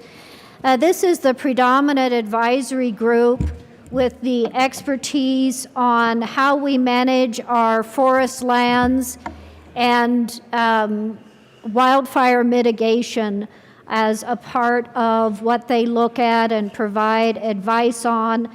Those recommendations are also considered by the Fire Commission. So ask for an aye vote. Representative Cutter. Yeah, I would thank you, Mr. Chair. And I just would add there's a robust group of experts, and their input is invaluable in managing a very complicated problem in Colorado. So I ask for your aye vote as well. Is there any further discussion on Senate Bill 136? Seeing none, the question before us is the passage of Senate Bill 136. All those in favor say aye. Aye. Those opposed, no. The ayes have it. Senate Bill 136 passes. Madam Assistant Majority Leader. Thank you, Mr. Chair. I move to lay over, House Bill 1208 until the end of the calendar. Seeing no objection, House Bill 1208 will be moved to the end of the second reading calendar. Mr. Gregorio, please read the title of House Bill 1266. House Bill 1266 by Representative Jackson, also Senators Winter and Buckner, concerning efforts to redress the effects of environmental injustice on disproportionately impacted communities. Representative Jackson. Thank you, Mr. Chair. I move House Bill 1266, the Appropriations Report, the Finance Report, and the Energy Environment Committee Report. To the Appropriations Committee report. All right. In appropriations, we appropriated some money. I ask for an aye vote. Is there any discussion on the Appropriations Committee report? Seeing none, the question before us is the passage of the Appropriations Committee report. All those in favor say aye. Those opposed, no. The ayes have it. The Appropriations Committee report passes. To the Finance Committee report, Representative Jackson. Thank you. Thank you, Mr. Chair. In the Finance Committee, there is a definition of disproportionately impacted community that the COGCC had defined. We carved that out. We added some more members to the task force to reflect business interests, local governments, medical experts, and workers as well. And because we made this change to the COGCC as it relates to the disproportionately impacted definition, we needed to move some citations where the DIC is defined. And with that, I move Amendment L007 and ask that it be displayed. Amendment L007 has been moved and is now displayed. To the amendment, Representative Jackson. Thank you, Mr. Chair. Again, just because we did that specific carve out for the COGCC, the Colorado Oil and Gas Conservation Commission, we needed to move where some of the other citations existed. I ask for an aye vote. Any further discussion on Amendment L007? All those in, seeing none, the question before us is the passage of L007. All those in favor say aye. Those opposed, no. The ayes have it. L007 to the Finance Committee report passes. Representative Jackson. Thank you, Mr. Chair. In the Energy and Environment Committee report, Rep. Jackson, we need to pass the Finance Committee report. Is there any further discussion on the Finance Committee report? Seeing none, the question before us is the adoption of the Finance Committee report as amended. All those in favor say aye. Those opposed, no. The ayes have it. The Finance Committee report passes. To the Energy and Environment Committee report, Representative Jackson. Thank you, Mr. Chair. Jumping ahead of myself a little bit there.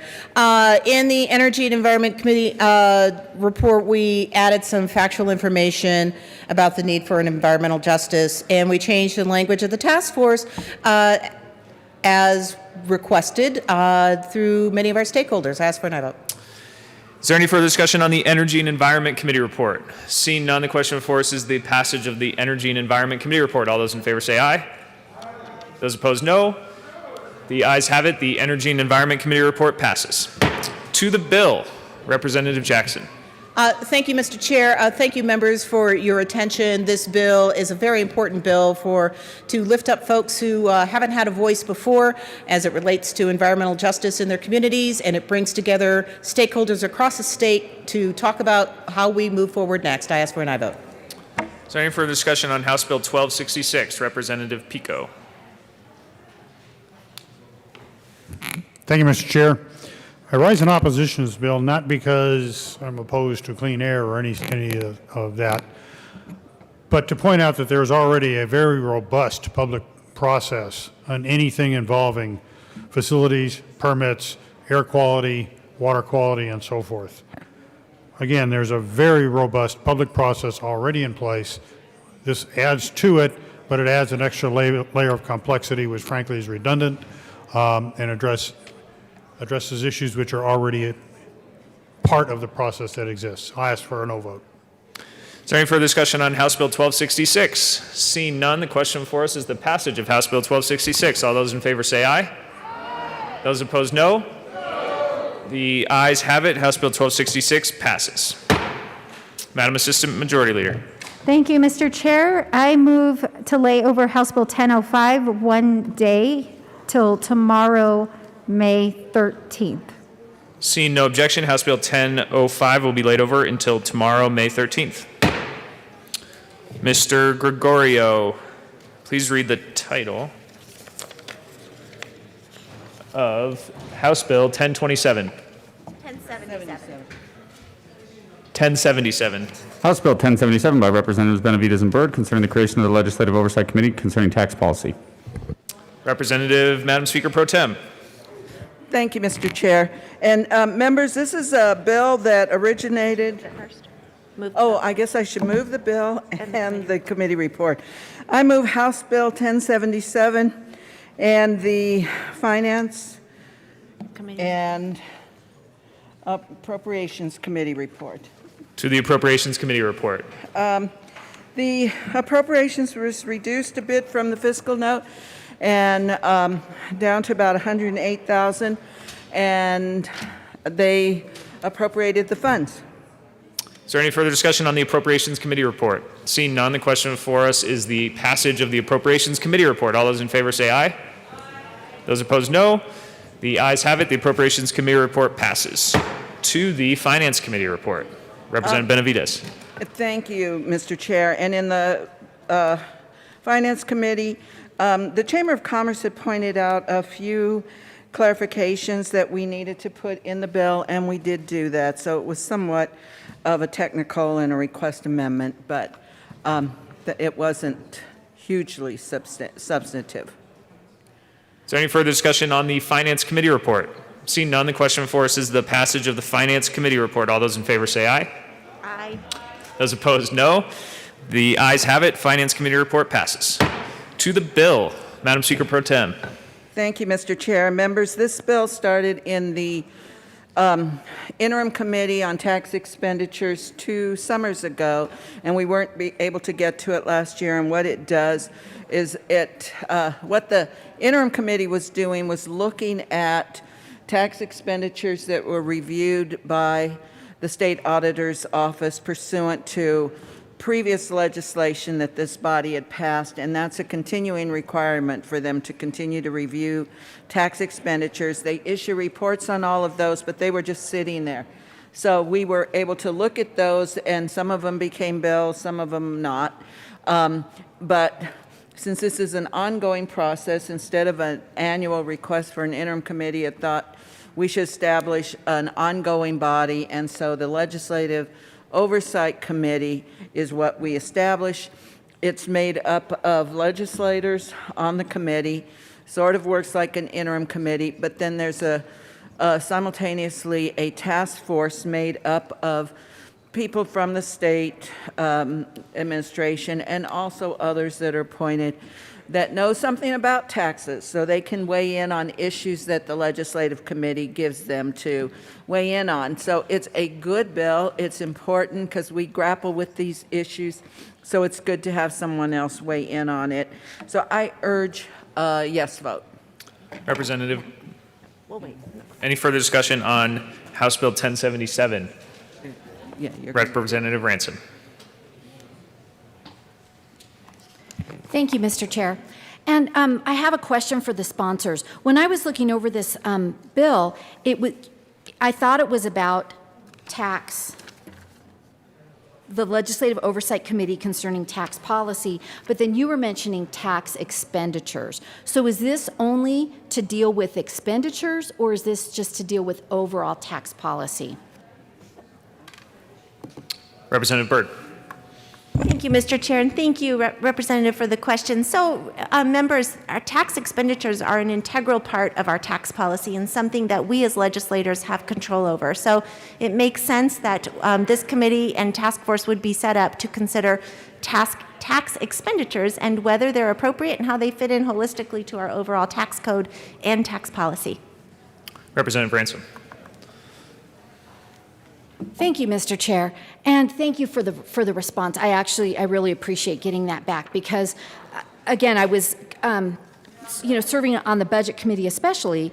I do the taxes that we deal with, both income and sales and all the other taxes, are obviously crucial to how we deal with our state budget. So, since this task force can consider legislation, I move L004 and ask that it be displayed.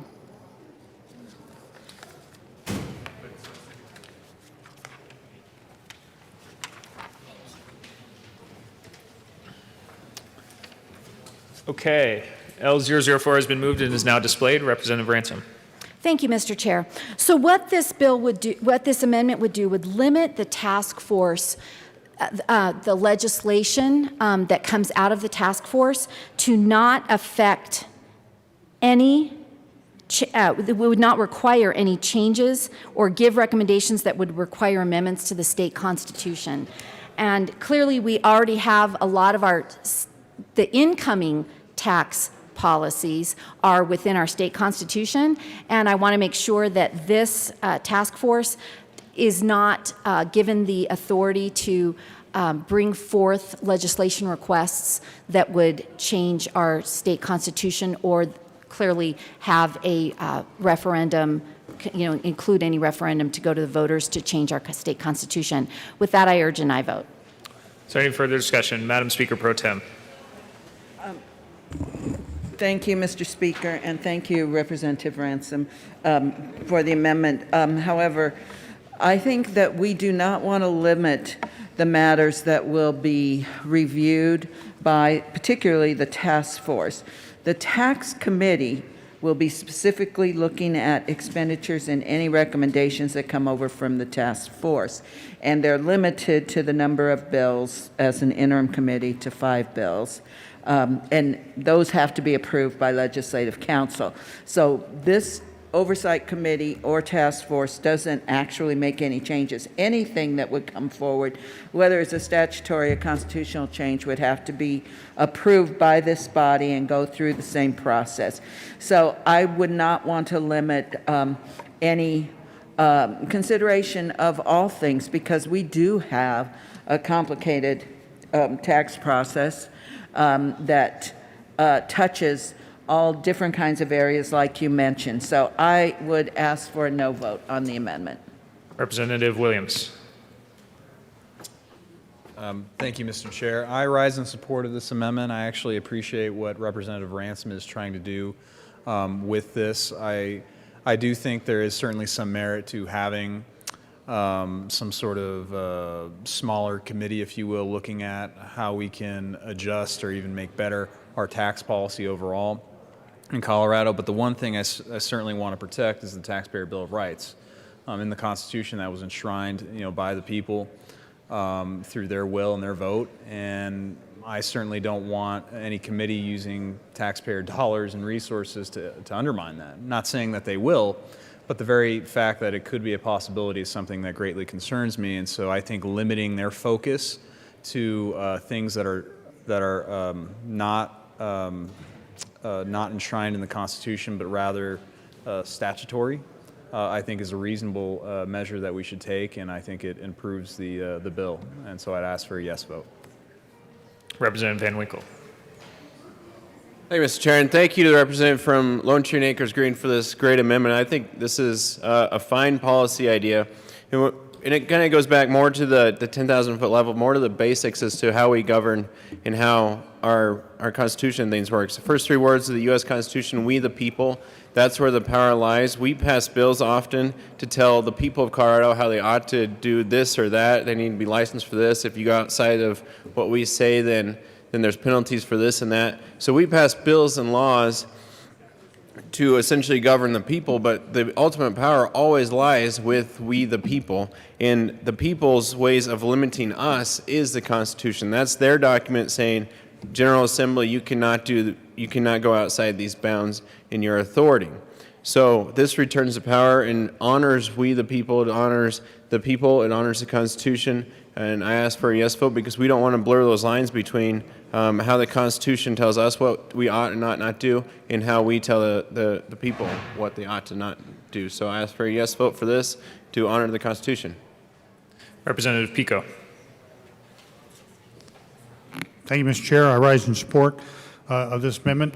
To the last 2 speakers, I would say ditto. I think what this really does is put some guardrails on just where this committee can go. It's a great idea to have a tax policy advisor, but if they go to what is written in the Constitution, Tabor, let's put it bluntly, that has been our voters' direction to the legislature. That's the voters' direction to our government, and they have reaffirmed that time and time again, most recently just a couple of years ago. So let's honor the voters. Let's comply with what they said. Let's put some guardrails on this, and let's move ahead. With that amendment, this is probably a pretty good bill. Without it, it's not. Representative Van Bever. Thank you, Mr. Chair. I rise in support of this amendment. When I'm at home in my district, conversation is often about how my money is spent. Where does it go? How do we as legislators control the power of the purse? In and of itself, a committee about taxpayer policy is a good idea. Bring that down, narrow that focus. But when it comes to the Taxpayer Bill of Rights and what that means to my constituents, the conversation also comes up that it's the gold standard in tax policy around the nation. Several states around the nation look at our state and understand that this puts the power of the purse to the people, that our taxes are something that is under the control of the people when it comes to how that money is spent, where it goes, and how it's a benefit to our constituents. So I rise in support of this amendment. I ask for a yes vote. Is there any further discussion on Amendment L004? Seeing none, the question before us is the passage of Amendment L004. All those in favor say aye. Aye. Those opposed, no. No.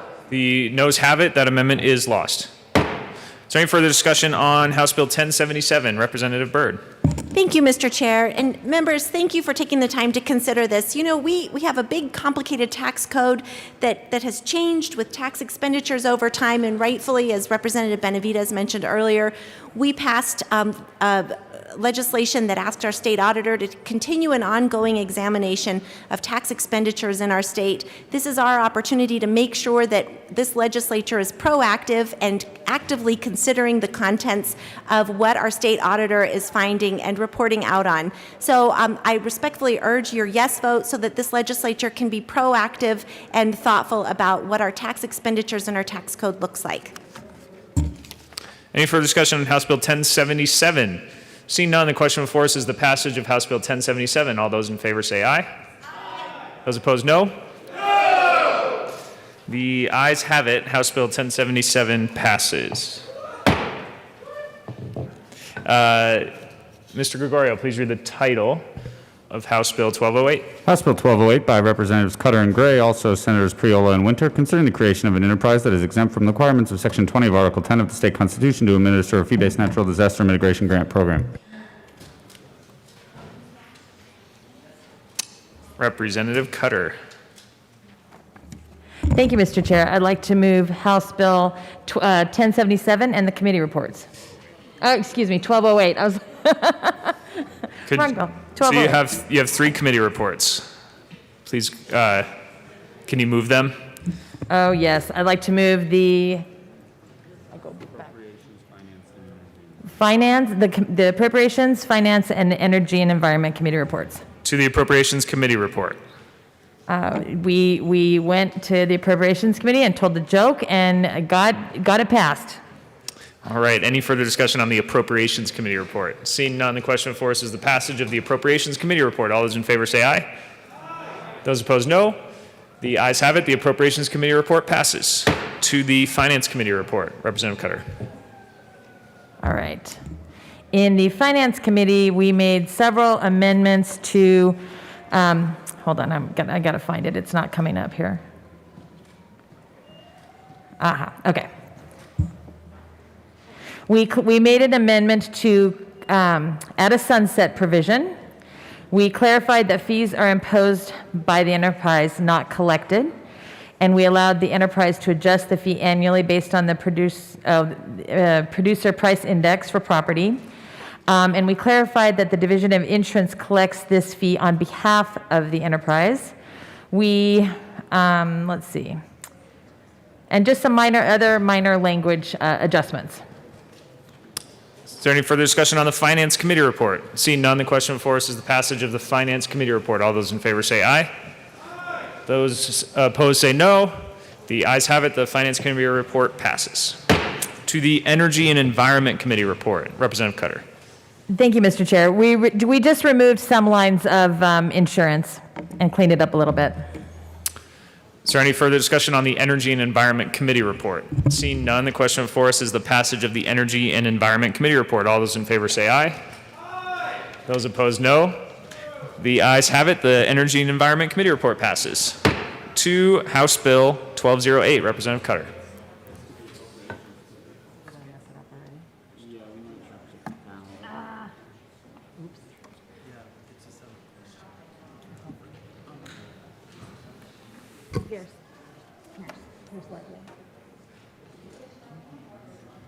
The committee will be in a brief recess.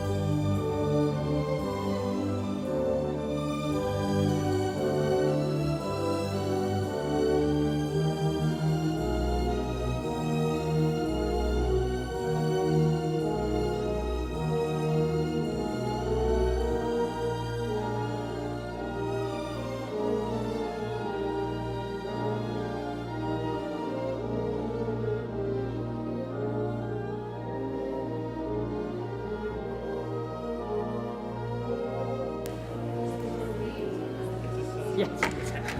I just messed up where I was offering an amendment.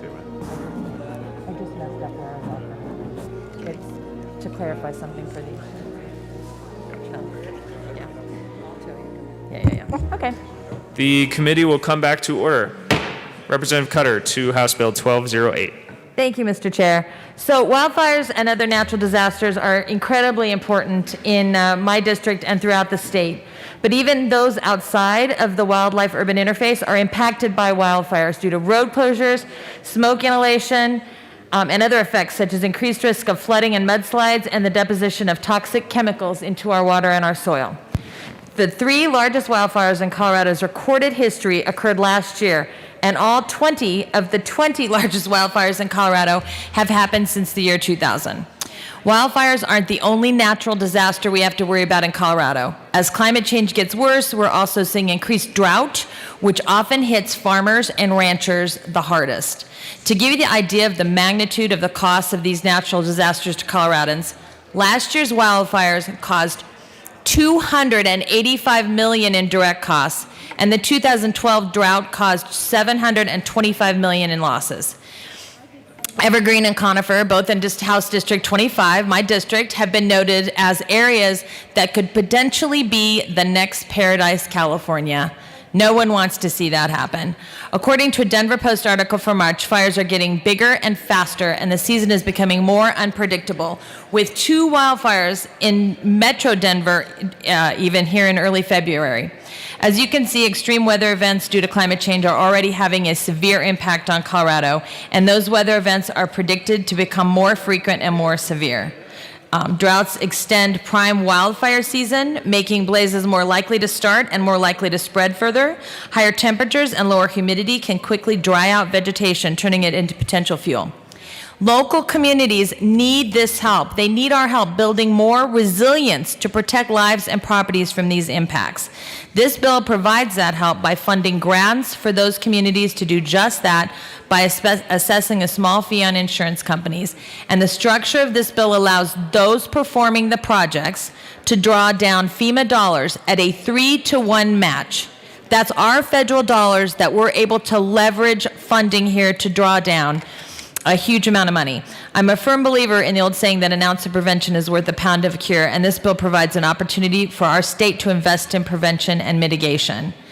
It's really clear that there is an enormous need for wildfire and other disaster mitigation, and this will allow communities to do what they need to do to be resilient and to have an ongoing funding source moving forward. And I ask your aye vote. Representative Gray. Thank you, Mr. Chair. There's a famous old saying that everybody talks about the weather, but nobody does anything about it. And I feel like that's where we are with natural disaster mitigation right now. We're seeing it all across the state, urban, rural, suburban, you name it. And this is an opportunity to take a bite at that apple. We're not taking down the whole apple with this bill, but we are saying, you know what, it's a lot better to take the steps you need to avoid people suffering disaster than it is to have them suffer disaster and then try to give them a check afterwards. Because if you talk to somebody who has lived through a natural disaster, what they will tell you is, if you ask them, okay, how much compensation do you want? The answer, compensation is, I want my life back the way it was before the disaster happened. And that's what we're trying to do with this bill. So I would ask for your support and look forward to what appears to be additional discussion about it. Thank you. Further discussion on House Bill 1208. Representative Woog. Thank you, Mr. Chair. Obviously, again, the intent of this is good. We do want to, help with disaster mitigation as much as possible. I'm on this committee, and in the committee, my good colleague that represents part of my town in Erie, Colorado, he disagreed with me on what a fee and a tax was, and that's okay. I think you proved me wrong, but the reality is, I know in my district that people are very aware of fees to fund different bills and initiatives here. So the reality is, this is a fee that the residents of Colorado will be incurring, and this is a fee that many of them don't want to incur.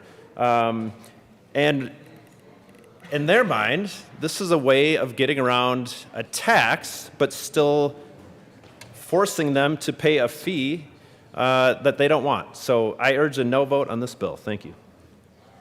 Representative Pico. Thank you, Mr. Chair. I rise in opposition to the bill, but I think something we can all agree on is that natural disasters are bad. In every part of the state, I absolutely agree with an awful lot of what they said. We've all been hit by it. Our El Paso County has been hit just as badly as most other places over the years. We've all been through quite a few. The approach, however, is what we're kind of concerned about. This stands up yet one more state enterprise, and it assesses a fee on top of the insurance companies. Everyone who has an insurance policy is already seeing their rates rise due to natural disasters, and this just kicks them up another notch. It's a cost shifting to the insurance companies is something that we all pay for in the end. Should we have a grant program for mitigation? That is a conversation we could have, and I think there's some merit to that.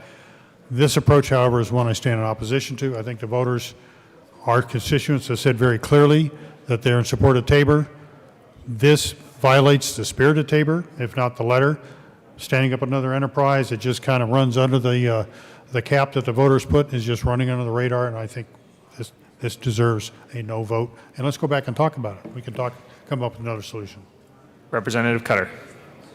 Thank you, Mr. Chair. I want to be really specific. We have worked diligently for months and months and months with the insurance industry, who are basically standing down now. They understand that we're making this as easy as possible on them, and the fee is very, very, very small, $2 a year, basically, or when actually $2 when a new policy comes online. Very small fee for a very, very, very large payoff. We're going to pay these costs down the line no matter what. I think investing upfront to draw down federal money and you invest a small amount, which will have huge payoff in the long run. That just seems like smart fiscal policy to me. Representative Holtorf.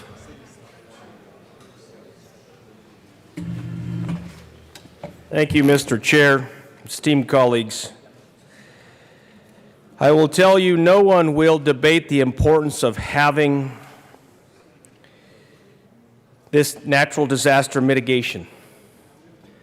In fact, we probably should have had natural disaster mitigation decades ago when we ran out all the loggers. And we shut down and choked that industry out in the spirit of environmentalism. Now we have a larger problem with dead timber. And although we've offered legislation that allows a tax credit, what have we truly done to clear the dead timber? Rep. Holtorf. So with this bill, thank you. You're talking about natural disaster mitigation. To the bill. To the bill. So now we're going to take from the insurance companies. We're going to take a nickel, a dollar, or $2. We're going to take. But ultimately, who do you take from when you do this? Well, we are all obligated to have insurance policies. be that on our automobiles, on our homes, on our businesses, on our farms and ranches. Now, insurance companies are masters in finance. And let's be clear, ladies and gentlemen, as this legislation demands a taking from the insurance companies to cover the cost of this program, that the people that have to pay the premiums for these programs ultimately will be bearing the burden of that cost. Make no mistake about it. Now, I and my small business have an insurance policy. Every year it goes up. Up and up and up. Well, now, when we pass this bill, I'm 100% sure it's going to go up again. Now, here's the problem in agriculture, as it's been stated earlier by people much smarter than me. Agriculture buys at retail and sells at wholesale. I can't pass that cost on to the consumer as other business models can. So I will tell you, those of us in agriculture are not excited about the taking from the insurance company to cover the cost of this grant program. No one will argue that natural disaster mitigation is important, but where do you get the money from that?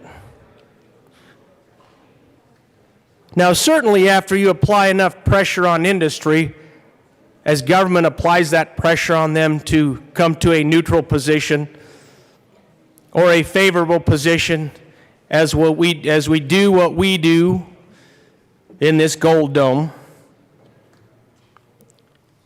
that we get to that point of concession. But I will tell you, as a consumer, I will tell you, as an agriculturalist, I do not appreciate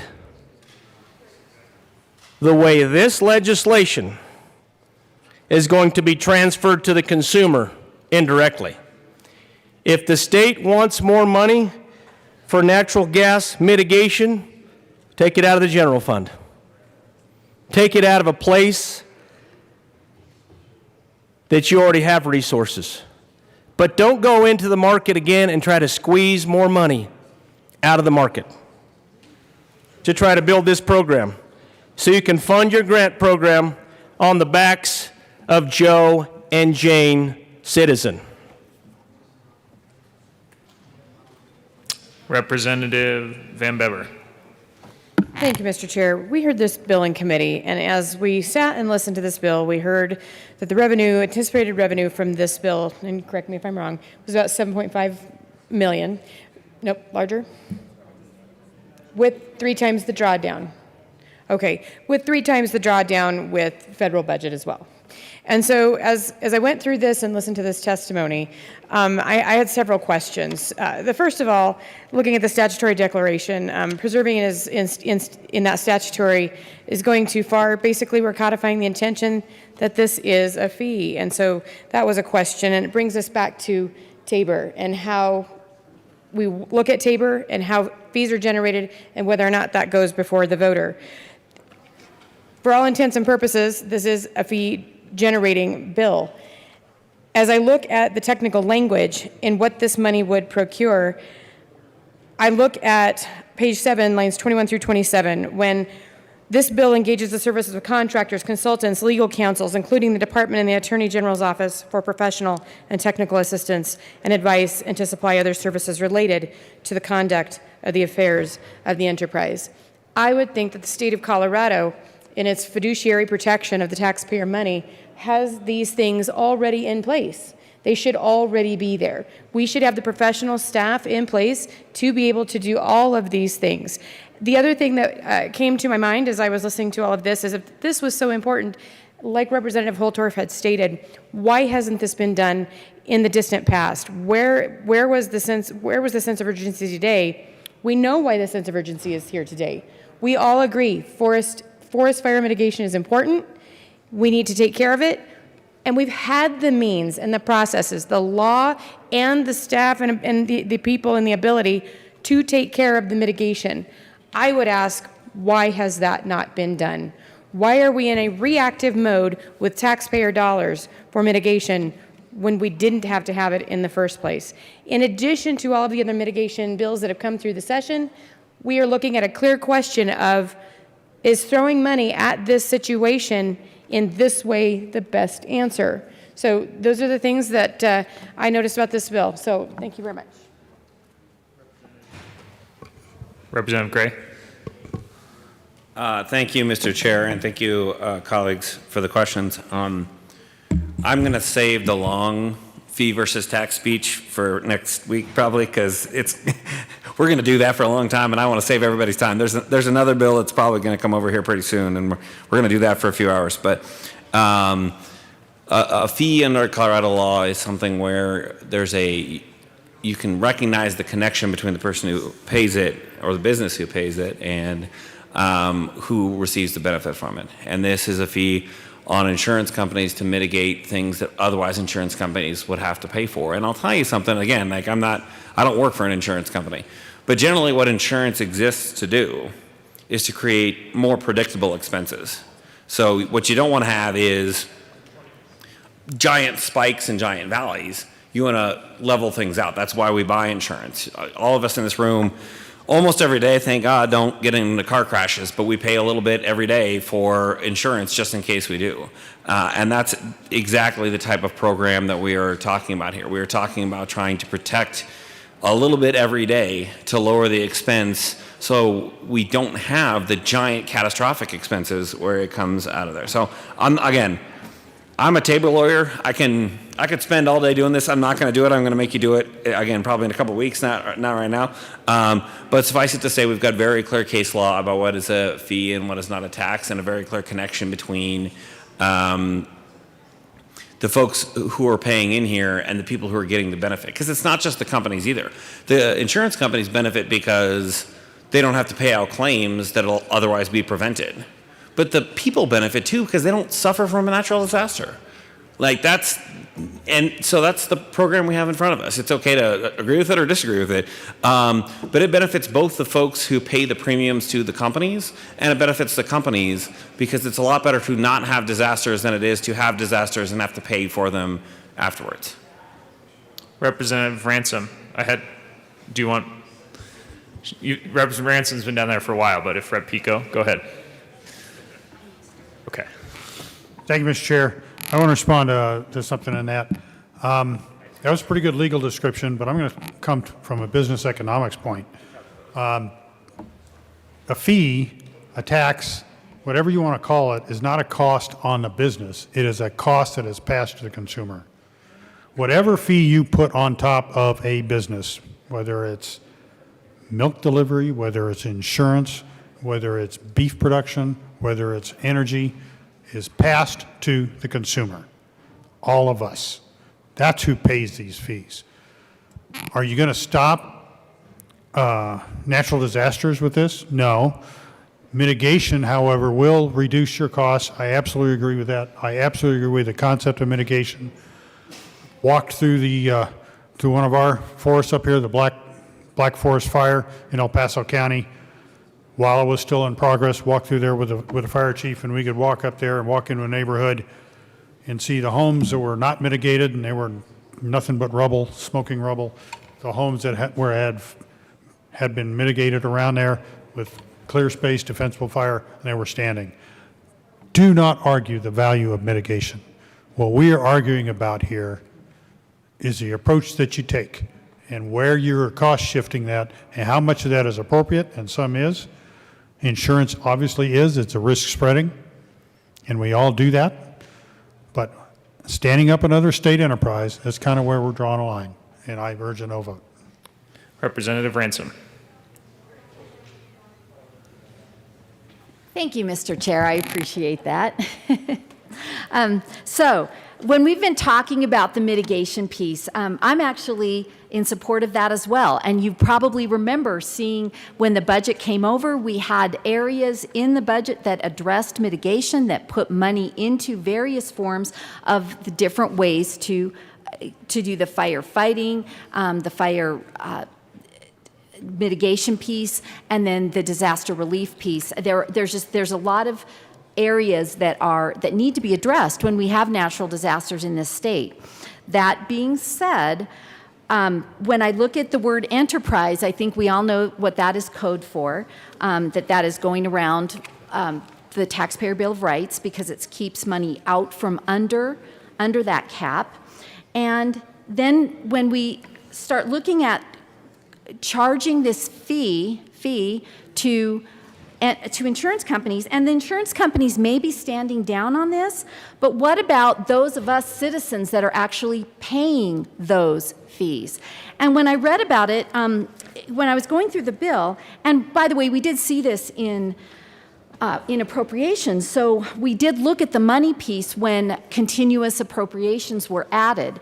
And those of you that have ever listened to JBC or attended know that we are looking very hard over the past couple years at anything that is continually appropriated, because a year ago when we had a real significant downturn in the state's economy, anything that was continually appropriated was very difficult for us to figure out how to keep paying for things that needed to be covered, like schools and law enforcement, things that had to be taken care of that are indeed the role of government, as everybody would agree.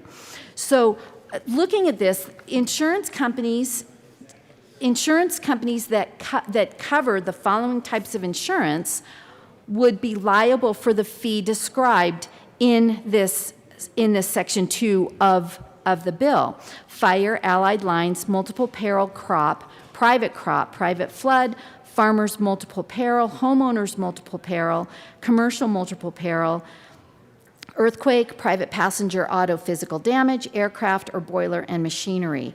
That is an awful lot of types of insurance companies, all of whom would have to pay this fee. And even though we will go and tell them until the sun goes down that we are helping you by collecting this fee and doing this mitigation, as I read the bill, I still couldn't help but think, as I read about this mandatory fee, a fee to me by definition would be something that you pay and you get something in return, but you choose to pay it.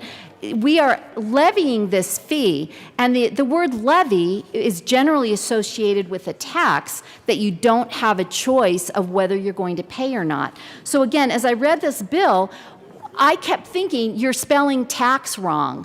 You may call it a fee, but it truly is a tax. And I know we were told that we would have this conversation next week, but I would at least make that point now, that if we are spelling tax wrong in this bill, it's a fee by any other name, certainly sounds and looks like a tax to me.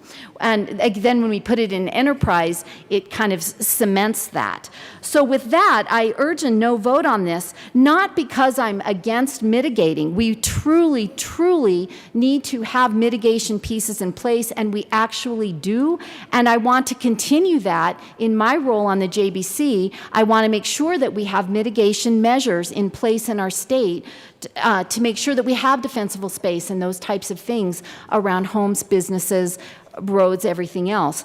But starting yet another enterprise and taxing people with this fee, I just say is the wrong way to go about setting up this mitigation piece. So with that, I do urge a no vote on the bill.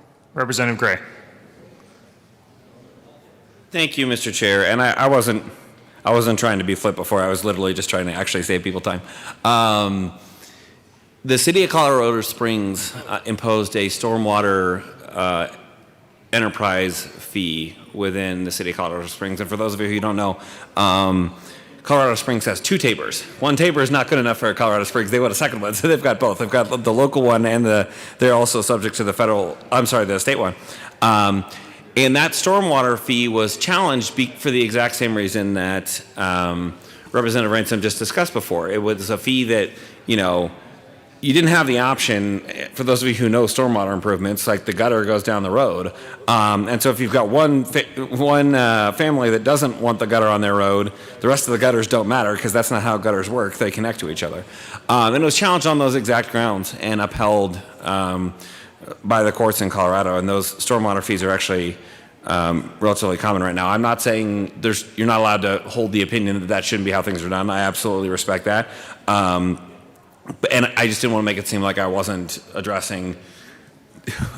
My joke before was that I know we're going to have this conversation on a number of issues, but I'm very happy to answer any questions folks have about the case law in our state about fees versus taxes. Thank you. Representative Rich. Thank you, Mr. Chair. I am I heard this bill in finance, and we've heard a lot of bills in finance concerning forest mitigation, and I have supported a lot of those. We even have money in the in the long bill, as Representative Ransom said, and so here we are again wanting to put in more money for a natural disaster mitigation enterprise. I've walked around and asked, how many of these mitigation bills have we already done? And nobody can really tell me because there's been a lot of those. But you know, when you set up an enterprise, you also add full-time employees to that, and that'll be an ongoing cost as well. I think that we have supported enough of these mitigation bills, and so I'm asking for a no vote. Representative Pico. Thank you, Mr. Chair. I'd like to correct a little bit of the record here on Colorado Springs Stormwater Enterprise and fees. Having been on the council there while some of this was going through, there was an initial stormwater fee that was imposed by the council. It was upheld in the courts. It was challenged, but the council rescinded it because the voters didn't like it. They passed another measure which was directly targeting it. We can have a legal discussion about that offline some of the time. The follow-on, the fee that is in place right now, was approved by the voters. It was treated as a tax. It was referred by the council to the voters. The voters passed it. That's what is in effect today, and that is what is paying for the mitigation of stormwater in there. Take this fee to the voters, and I won't be opposed to it. Take this mitigation into the general fund, where you go through the appropriations process straightforward. I wouldn't be opposed to it. But slipping this under the radar as another fee, I think we've had enough of that. I think the voters see through that. Let's knock that off. Representative Catlin.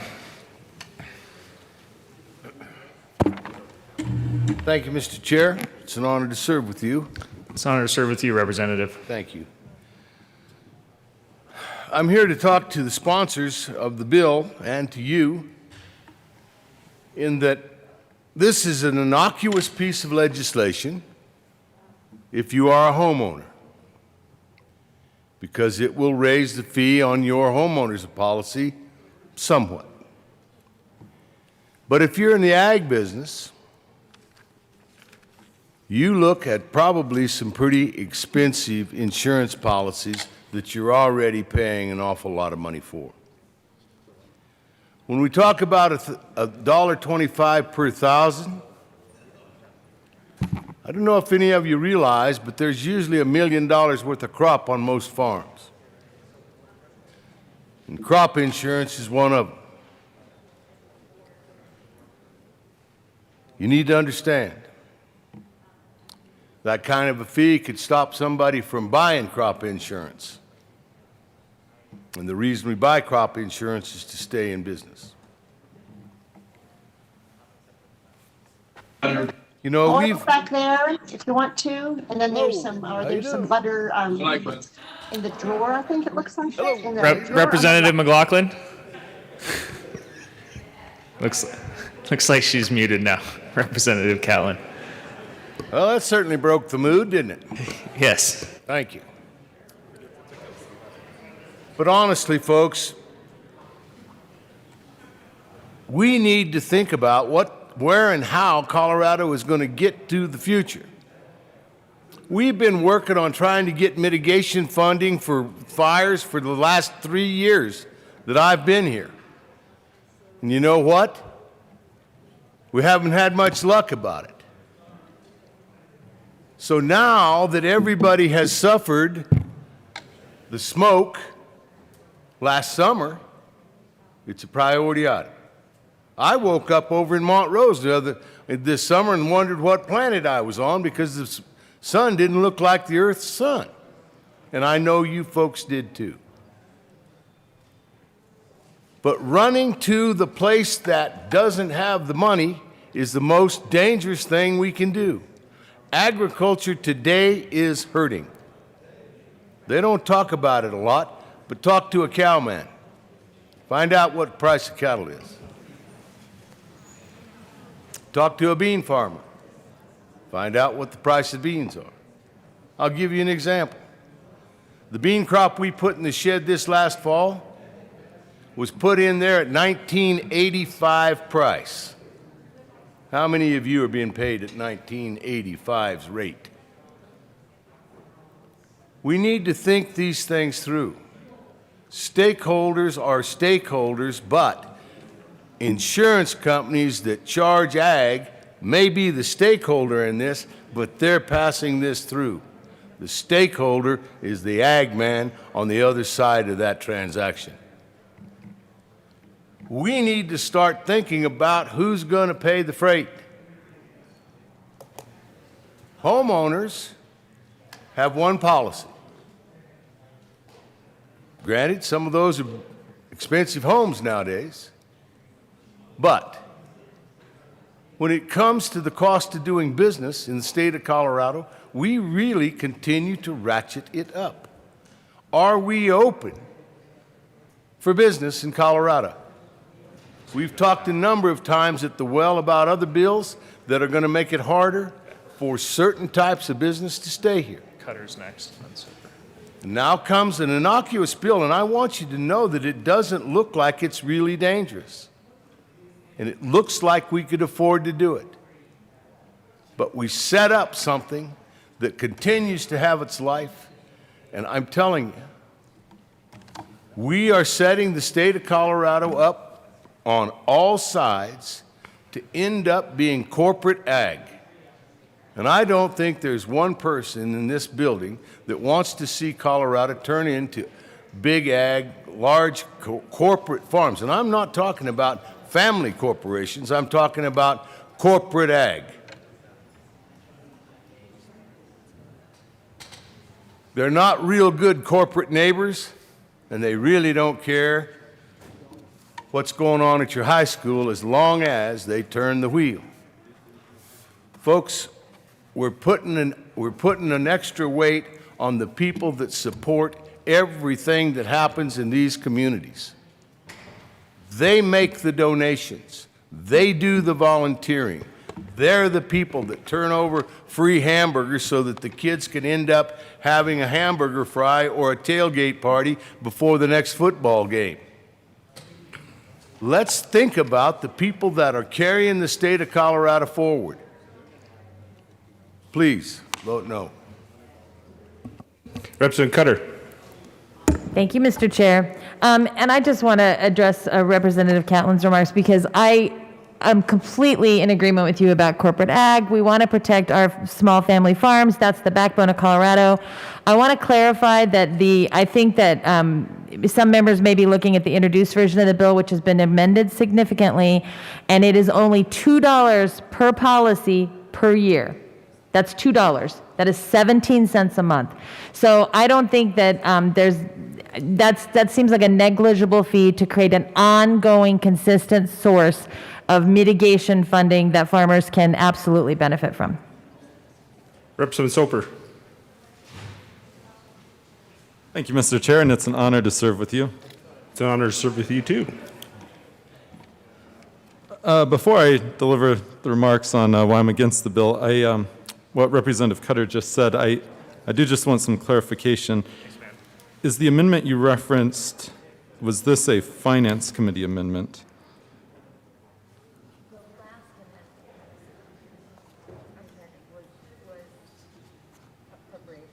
Okay, so it's only a $2 flat fee. It's not $1.25 per thousand. Okay. I mean, that certainly helps a lot, so I greatly appreciate that, and I didn't fully realize that was what was changed. That being said, on page 15 of the actual bill, you're looking at fire, allied lines, multiple peril crop insurance, private crop insurance, farmers multiple peril, homeowner multiple peril, commercial multiple peril. What do all these things have in common? Well, if you're a family farm or a family ranch, you will probably be paying for all of those types of insurance. So certainly, if it's a flat fee per policy, yes, that's not going to be an exorbitant amount of money, but it still certainly adds up, and it still frustrates the farmer.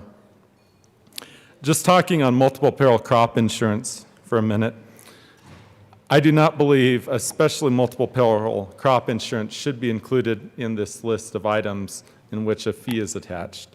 And that's because the whole point of multiple peril crop insurance is to prevent the type of damage that this bill seeks to mitigate. So you can only purchase multiple peril crop insurance prior to planting of your crops to cover the loss of crop yields from specific types of natural causes, including drought, excessive moisture, freeze, and disease. Last year, in 2020, my district, House District 54, which has more orchards than any other House district, had 2 epic freezes. One in April, so about this time last year, in which the governor and the Secretary of Agriculture declared a state of emergency for. It killed about 90% of the Palisade peach crop. However, one thing that members might not realize is in October, there was a second horrific freeze that impacted the central western Colorado counties, and it did far more damage than just killing fruit blossoms. The damage there actually killed trees. So any tree under 5 years old was in jeopardy of being completely lost. This morning on my walk to the Capitol from my apartment, I was talking about this bill to a constituent of mine. He's a peach grower. And we were just talking about how he's having to go through the process of replanting an entire segment of his orchard from the October freeze. And he was saying, thank goodness I had multiple peril crop insurance to be able to do that. But he said, here's the problem, Matt. There are no trees for me to buy right now on the market. And he said he didn't know if that's because everyone thought going back into farming was the thing to do in 2020, or if everyone was impacted by it, including the nurseries who grow the trees. But he said, even though he's received money from his insurance policy to be able to purchase trees, he can't purchase those trees because they're just not there, which now means he has a secondary impact, which is if you can't get the trees in the ground and growing, now he's looking to the future 2 or 3 years down the road, and he's wondering how he's actually going to make ends meet.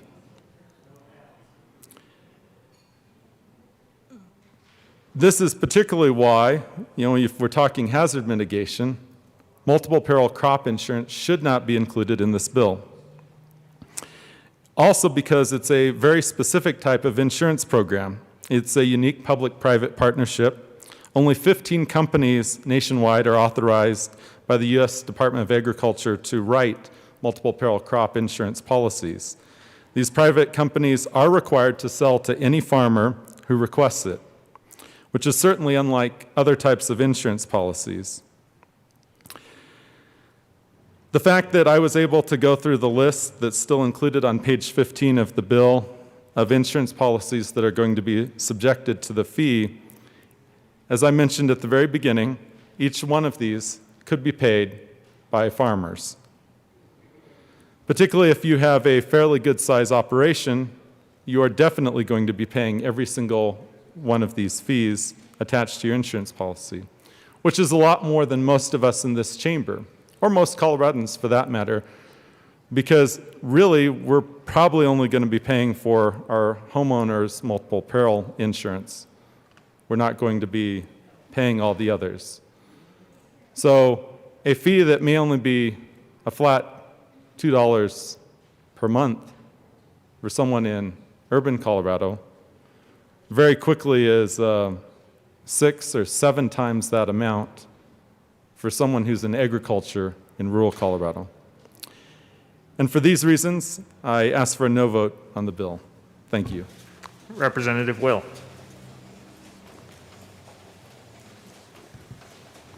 Thank you, Mr. Chair. It's an honor to serve with you.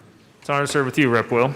Thank you. And I come up, I stand in opposition to this bill. You know, I agree. I could agree with the bill if it came from general fund, but the fee system that's set up with this enterprise, I just can't agree with. You know, creation of an enterprise, you know, it begs the question: does it relieve the legislature's responsibility to fund mitigation efforts from the general fund?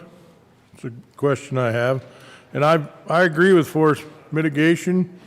All the bills that we ran on forest management here, I've been in support of all those bills, and so it's not about what we're trying to do here. It's about how we're trying to get there. It's our method of getting there. And I see insurance companies, they're going to recover these increased costs. It's going to be passed on to the consumer. And it seems that if this disaster fund, mitigation fund, it's sort of an insurance or a hedge against the ravages of natural disasters. And I think it'd make more financial sense to just simply purchase an insurance policy that would do the same thing rather than create an ongoing government program that's going to require FTEs and everything else. So I think that's one of my big issues with the bill. I think also I don't understand, and it's been talked about, Representative Soper and Representative Catlin and all that. I don't quite understand the nexus between all these insurance policies and these, you know, whether it's your car or your airplane or your farm insurance. And I don't know that these kind of insurance policies and the things in the machinery that's on a farm or whatever that's being insured, they're probably not likely to be creating these fires and natural disasters. So I don't get the nexus with charging them and that fee on the policies. So you know, and I know Rep. Ransom talked about the Tabor. It seems kind of rather disingenuous to me to put this fee on the insurers, to claim that they're the ones receiving. I know they're the ones receiving the benefit. I don't know. I think the fee's obviously going to be passed down to the consumer. And when you mention this fee, it truly is simply a Tabor workaround. So, for those reasons, I'm a strong no on this bill. Thank you. Representative Holtorf.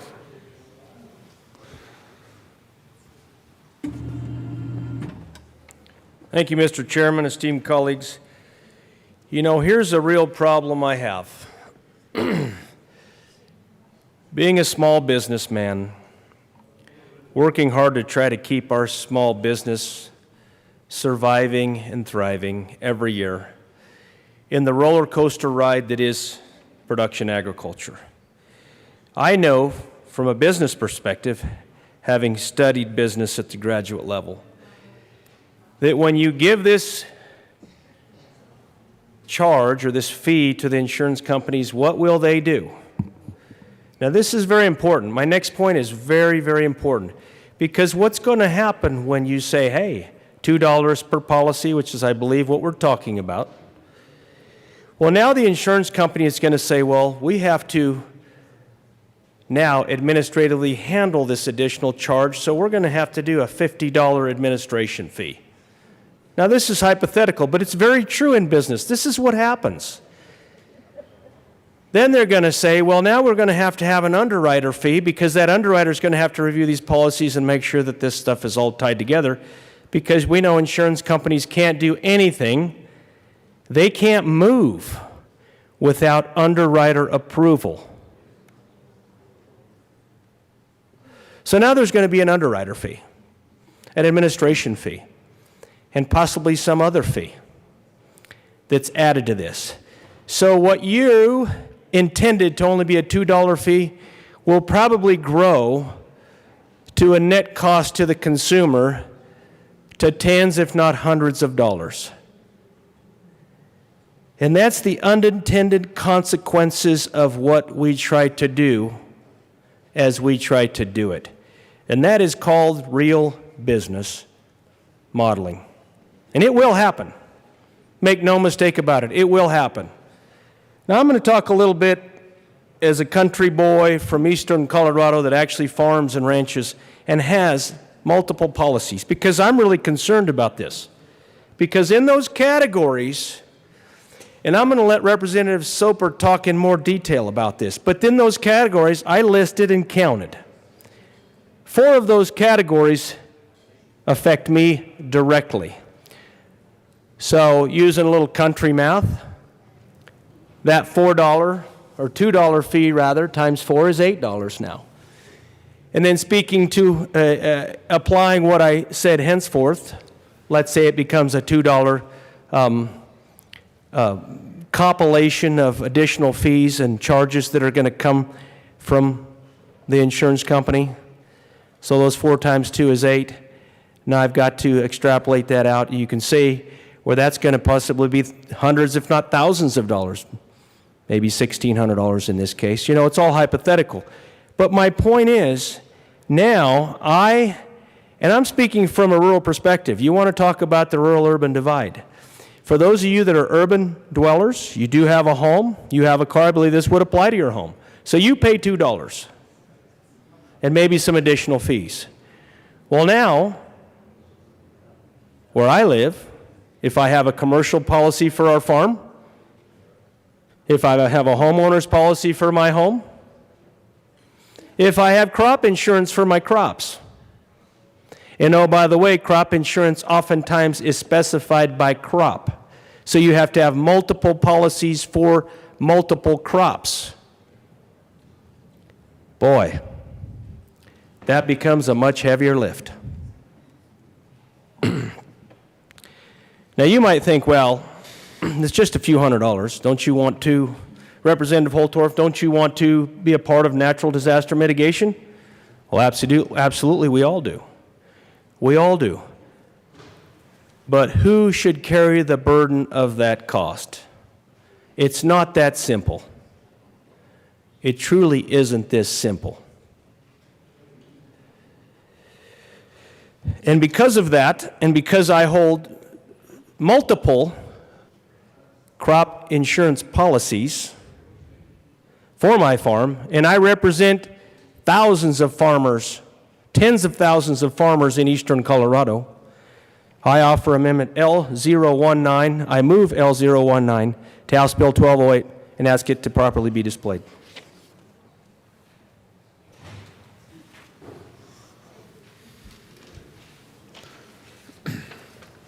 L019 has been moved and is displayed. Representative Holtorf to the amendment.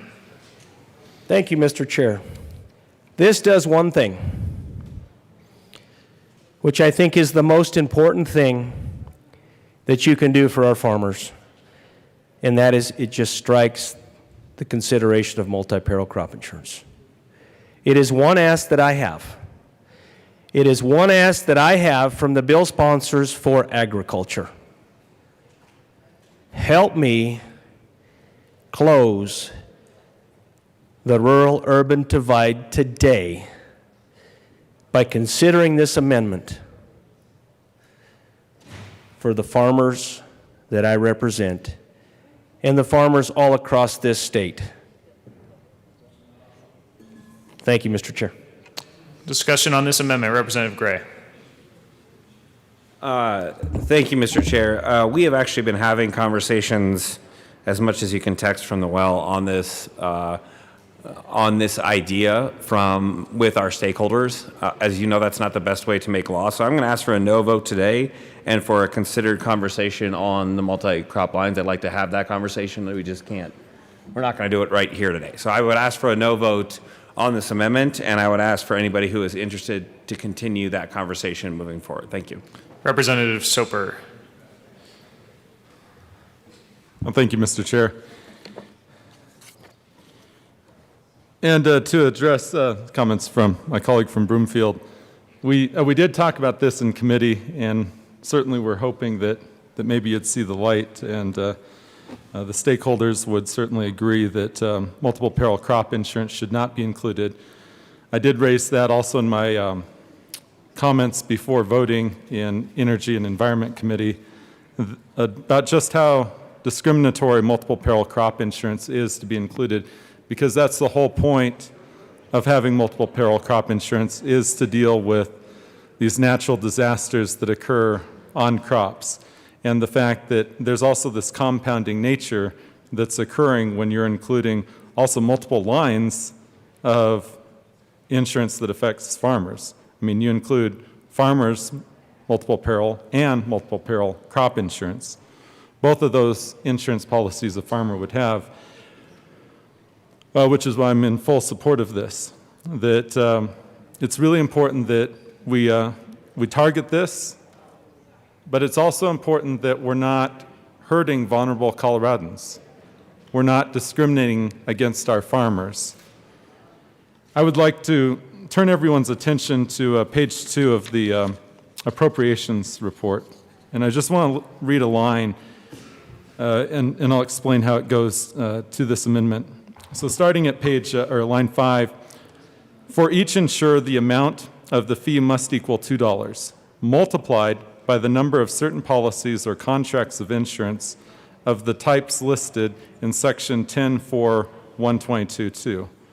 We turn to this section, which is on page 15 of the bill, and we have this list of insurance types: fire, allied lines, multiple peril crop insurance, private crop, farmers multiple peril, homeowners multiple peril, commercial multiple peril.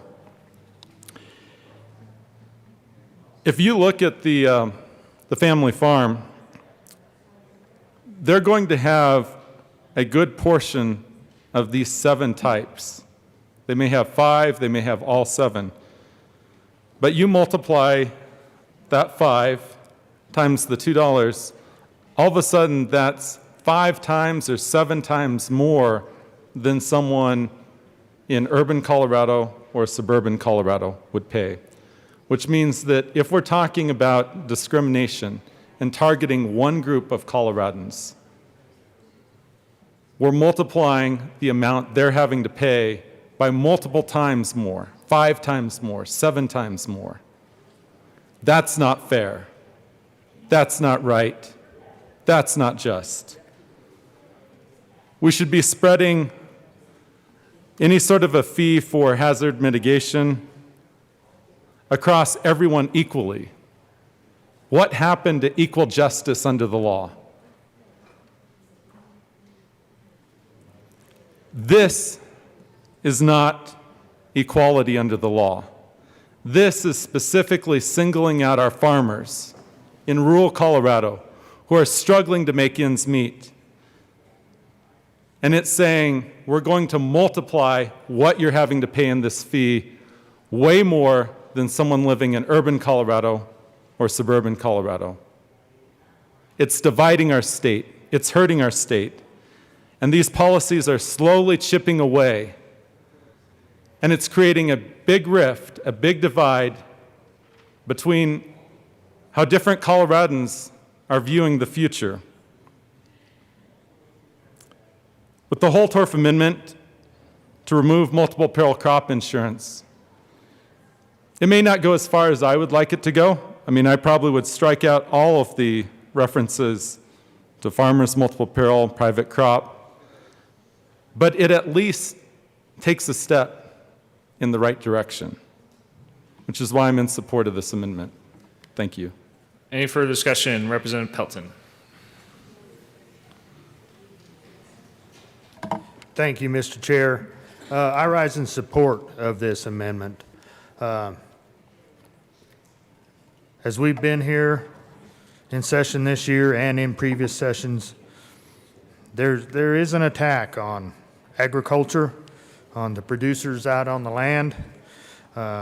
We have run some bills to help them, but the overall push from this building is to harm agriculture, and this amendment helps to start to limit that attack on agriculture. Every time you raise their costs, they cannot pass it on. They have to absorb it. Some of these farms and ranches run on very slim margins, and any dollar you increase their expenses just makes it harder. There's a misconception out there, if you have land and you have equipment and stuff, you're rich. You've got all kinds of money. Agriculture is a very capital-intensive business. You live poor and die rich because all your money is tied up in the operation. So any amendment we can put on to help minimize those extra costs are good. So I'd urge an aye vote on this amendment. Any further discussion on L019? Seeing Representative Catlin.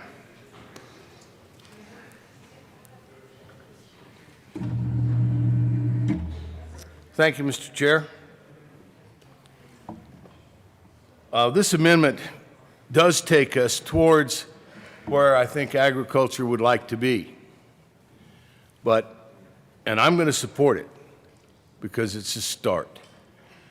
If we can end up with conversations that might bring better amendments to this, then I would be appreciative of that.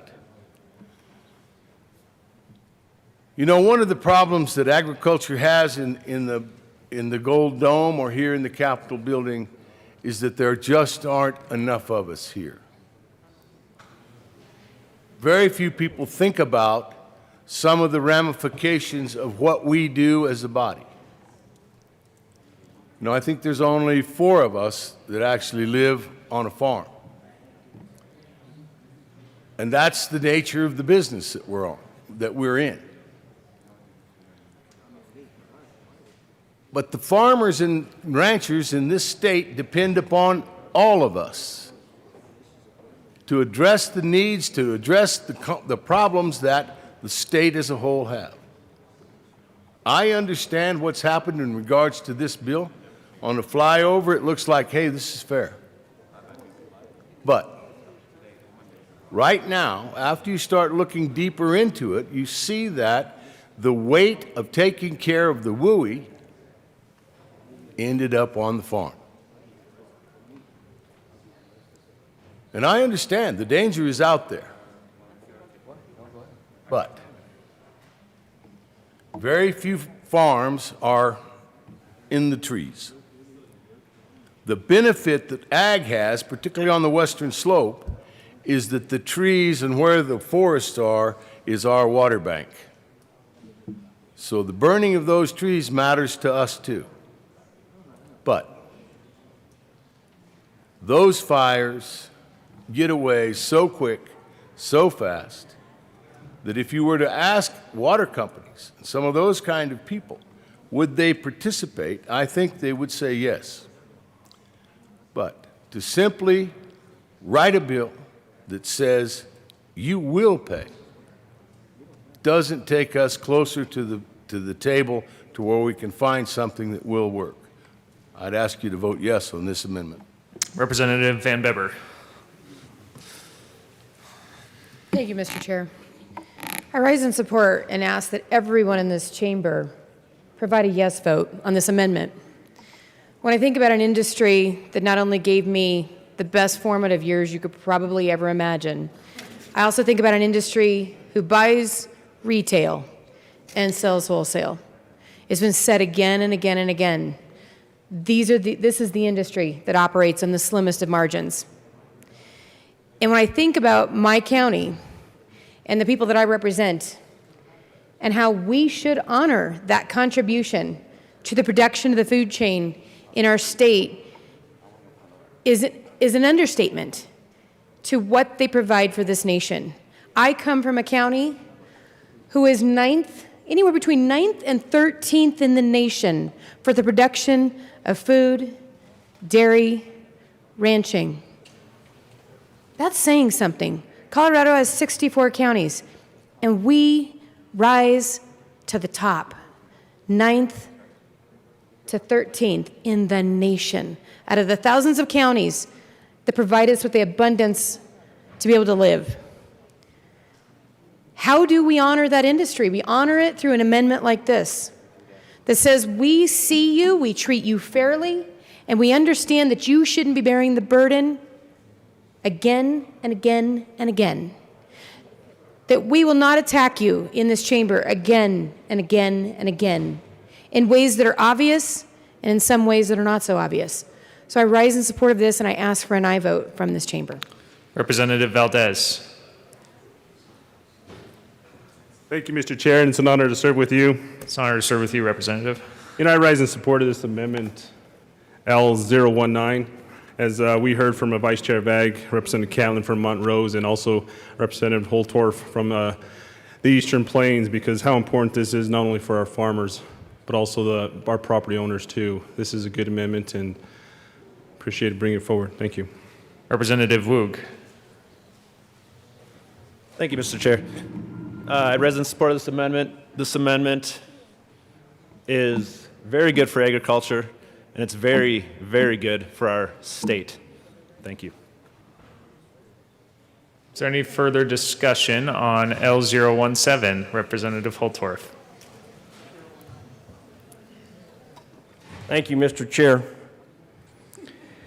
And I know and do understand that within the context of protocol, these things are best handled in committee with the bill sponsors, talking with them and getting these changes done. Unfortunately, this particular legislation didn't come to the Agricultural Committee, Agriculture, Livestock, and Water Committee. This is the first day that I've been able to really look at this. And so I offer this amendment honestly, sincerely. I offer this amendment as not a way to be disruptive to the protocol of the House or the House chamber. But I do offer this amendment to stand up for those farmers all across Colorado, all the family farms, be them vegetable growers, orchard growers, wheat farmers, potato farmers, corn farmers, alfalfa hay, proso millet, and so many other crops that are out there under production, already planted, already awaiting that day to be harvested, already covered in many cases, but not all, by a multiple layer of insurance policies. So I ask the bill sponsors, with all sincerity, to offer us an olive branch to rural Colorado. If they do that, then I would be greatly, greatly appreciative of their consideration in closing the rural-urban divide. So I will do that. If we pass this amendment, I will respect all the agreements and honor everything I've said to the bill sponsors with the utmost sincerity, Mr. Chairman. Representative Gray.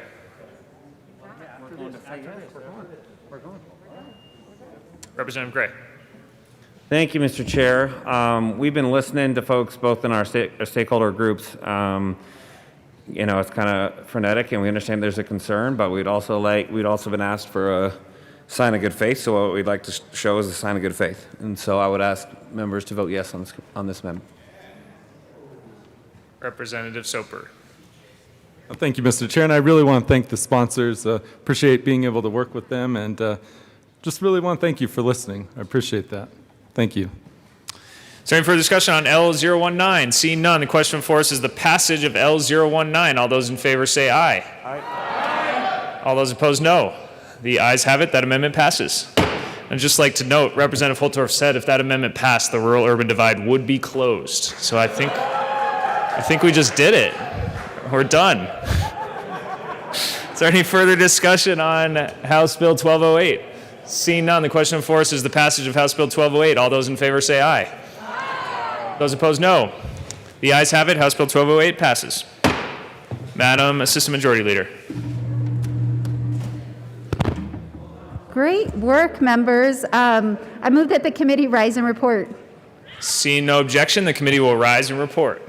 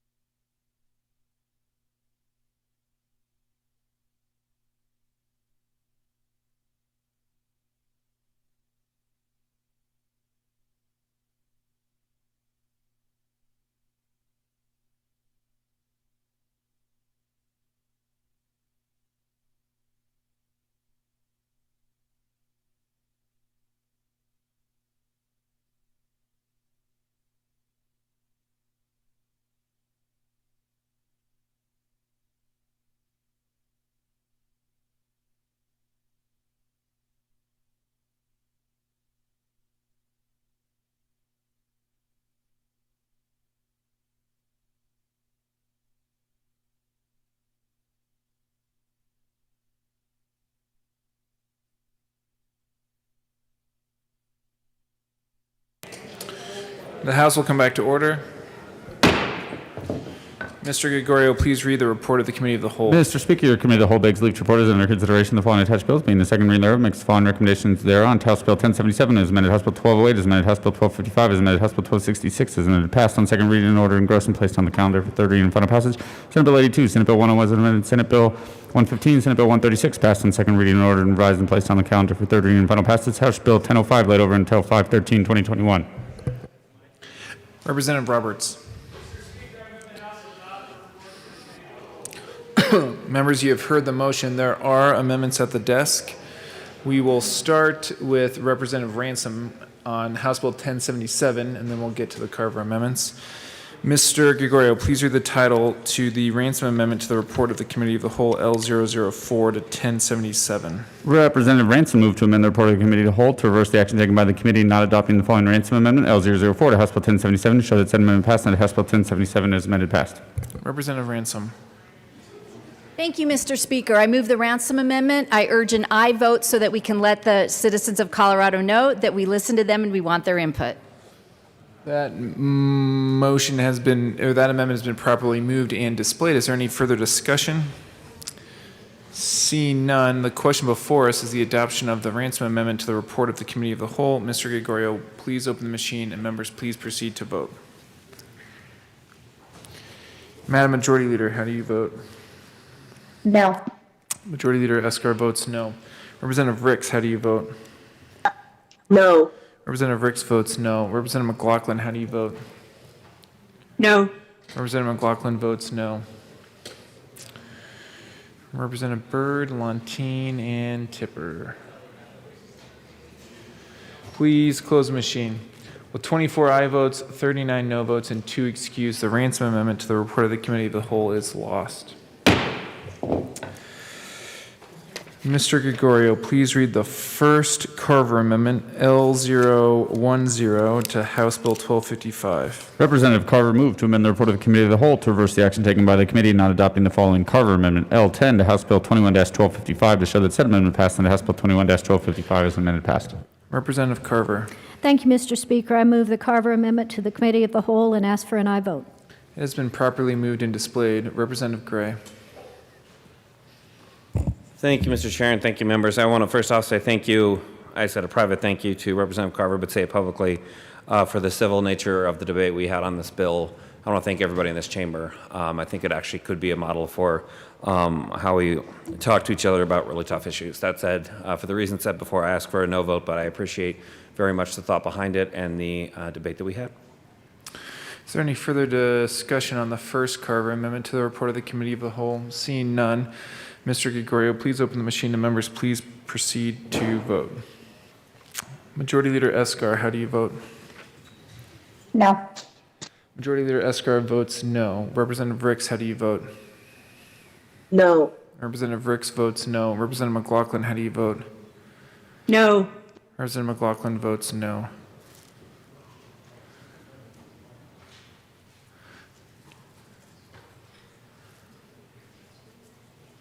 And Representative Titone is here, so if we don't mind. Sorry about that, Representative Titone.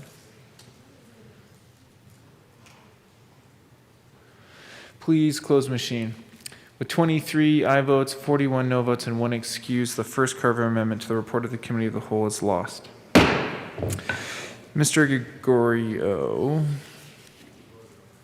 please read the second Carver Amendment, L11, to House Bill 1255 to the report of the Committee of the Whole. Representative Carver moved to amend the report of the Committee of the Whole to reverse the action taken by the committee not adopting the following Carver Amendment L11 to House Bill 1255 to show that said amendment passed and that House Bill 1255 is amended passed. Representative Carver. Thank you, Mr. Speaker. I move the Carver Amendment to the Committee of the Whole and ask for an aye vote. That has been properly moved and displayed. Is there any further discussion? Seeing none, the question before us is the adoption of the second Carver Amendment, L11, to the report of the Committee of the Whole. Mr. Gregorio, please open the machine and members, please proceed to vote. Majority Leader Escar, how do you vote? No. Representative Escar votes no. Representative Ricks, how do you vote? No. Representative Ricks votes no. Representative McLaughlin, how do you vote? Yes. Representative McLaughlin votes yes.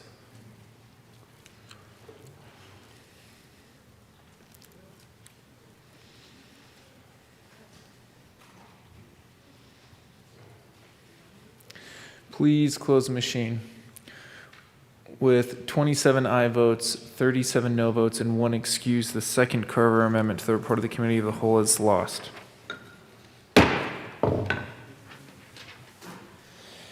Mr. Gregorio, please read the third Carver amendment, L12, to the report of the Committee of the Whole. Representative Carver moved to amend the report of the Committee of the Whole to reverse the action taken by the committee not adopting the following Carver Amendment L12 to House Bill 1255 to show that said amendment passed and House Bill 1255 is amended passed. Representative Carver. Thank you, Mr. Speaker. I move the Carver Amendment to the Committee of the Whole and ask for an aye vote. That has been properly moved and displayed. Is there any further discussion? Seeing none, the question before us is the adoption of the third Carver Amendment L12 to the report of the Committee of the Whole. Mr. Gregorio, please open the machine and members please proceed to vote. Majority Leader Escar, how do you vote? No. Majority Leader Escar votes no. Representative Ricks, how do you vote? No. Representative Ricks votes no. Representative McLaughlin, how do you vote? No. Representative McLaughlin votes no. Representative Bockenfeld and Ortiz. Please close the machine. With 24 aye votes, 40 no votes, and 1 excuse, the third Carver amendment to the report of the Committee of the Whole is lost. Mr. Gregorio, please read the fourth Carver amendment L13 to the report of the Committee of the Whole. Representative Carver moved to amend the report of the Committee of the Whole to reverse the action taken by the committee not adopting the following Carver Amendment L13 to House Bill 1255 to show that said amendment passed and House Bill 1255 is amended passed. Representative Carver. Thank you, Mr. Speaker. I move the Carver Amendment to the Committee of the Whole and ask for an aye vote.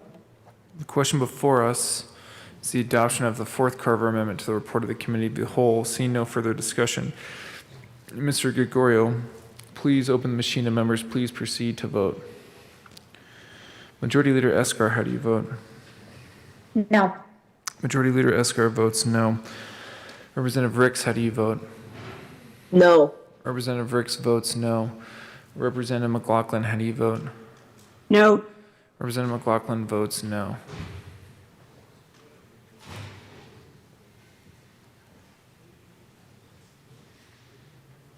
Representative Kipp. Please close the machine. With 24 aye votes, 40 no votes, and 1 excused, the fourth Carver amendment to the report of the Committee of the Whole is lost. Members, there are no further amendments at the desk. The question before us is the adoption of the report of the Committee of the Whole. Mr. Gregorio, please open the machine and members please proceed to vote. Majority Leader Escar, how do you vote? Yes. Majority Leader Escar votes yes. Representative Ricks, how do you vote? No. Representative Ricks. Oh, I'm sorry. This is the remote. Yes, yes. Sorry about that. Representative Ricks votes yes. Representative McLaughlin, how do you vote? Yes. Representative McLaughlin votes yes.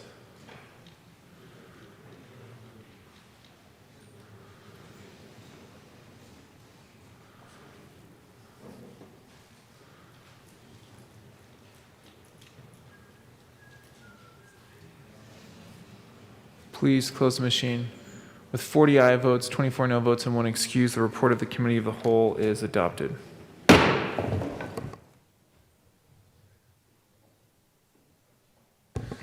Madam Assistant Majority Leader.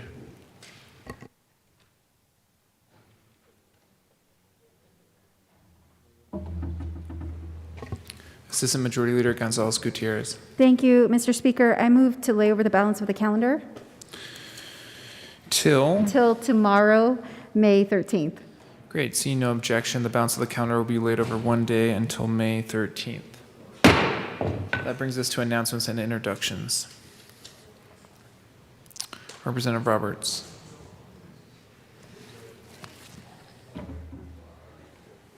Thank you, Mr. Speaker. Business Affairs and Labor Committee, we are meeting upon adjournment, and we're going to call it 12:45. 12:45 start for Business Committee. We're going slightly out of order. We're going to start with 1292, 1296, Senate Bill 35, and then finish with 1244. See you downstairs in 15 minutes.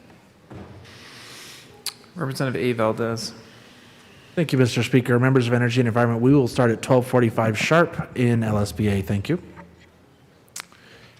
Any further announcements and introductions? Seeing none. Assistant Majority Leader Gonzalez Gutierrez.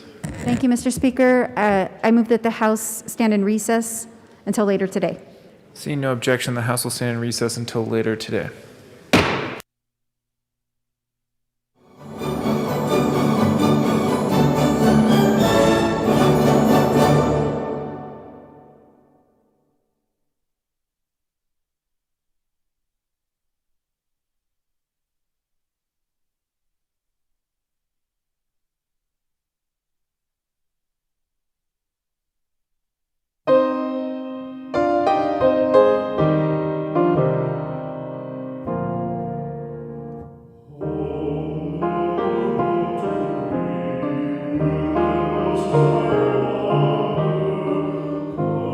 Lord.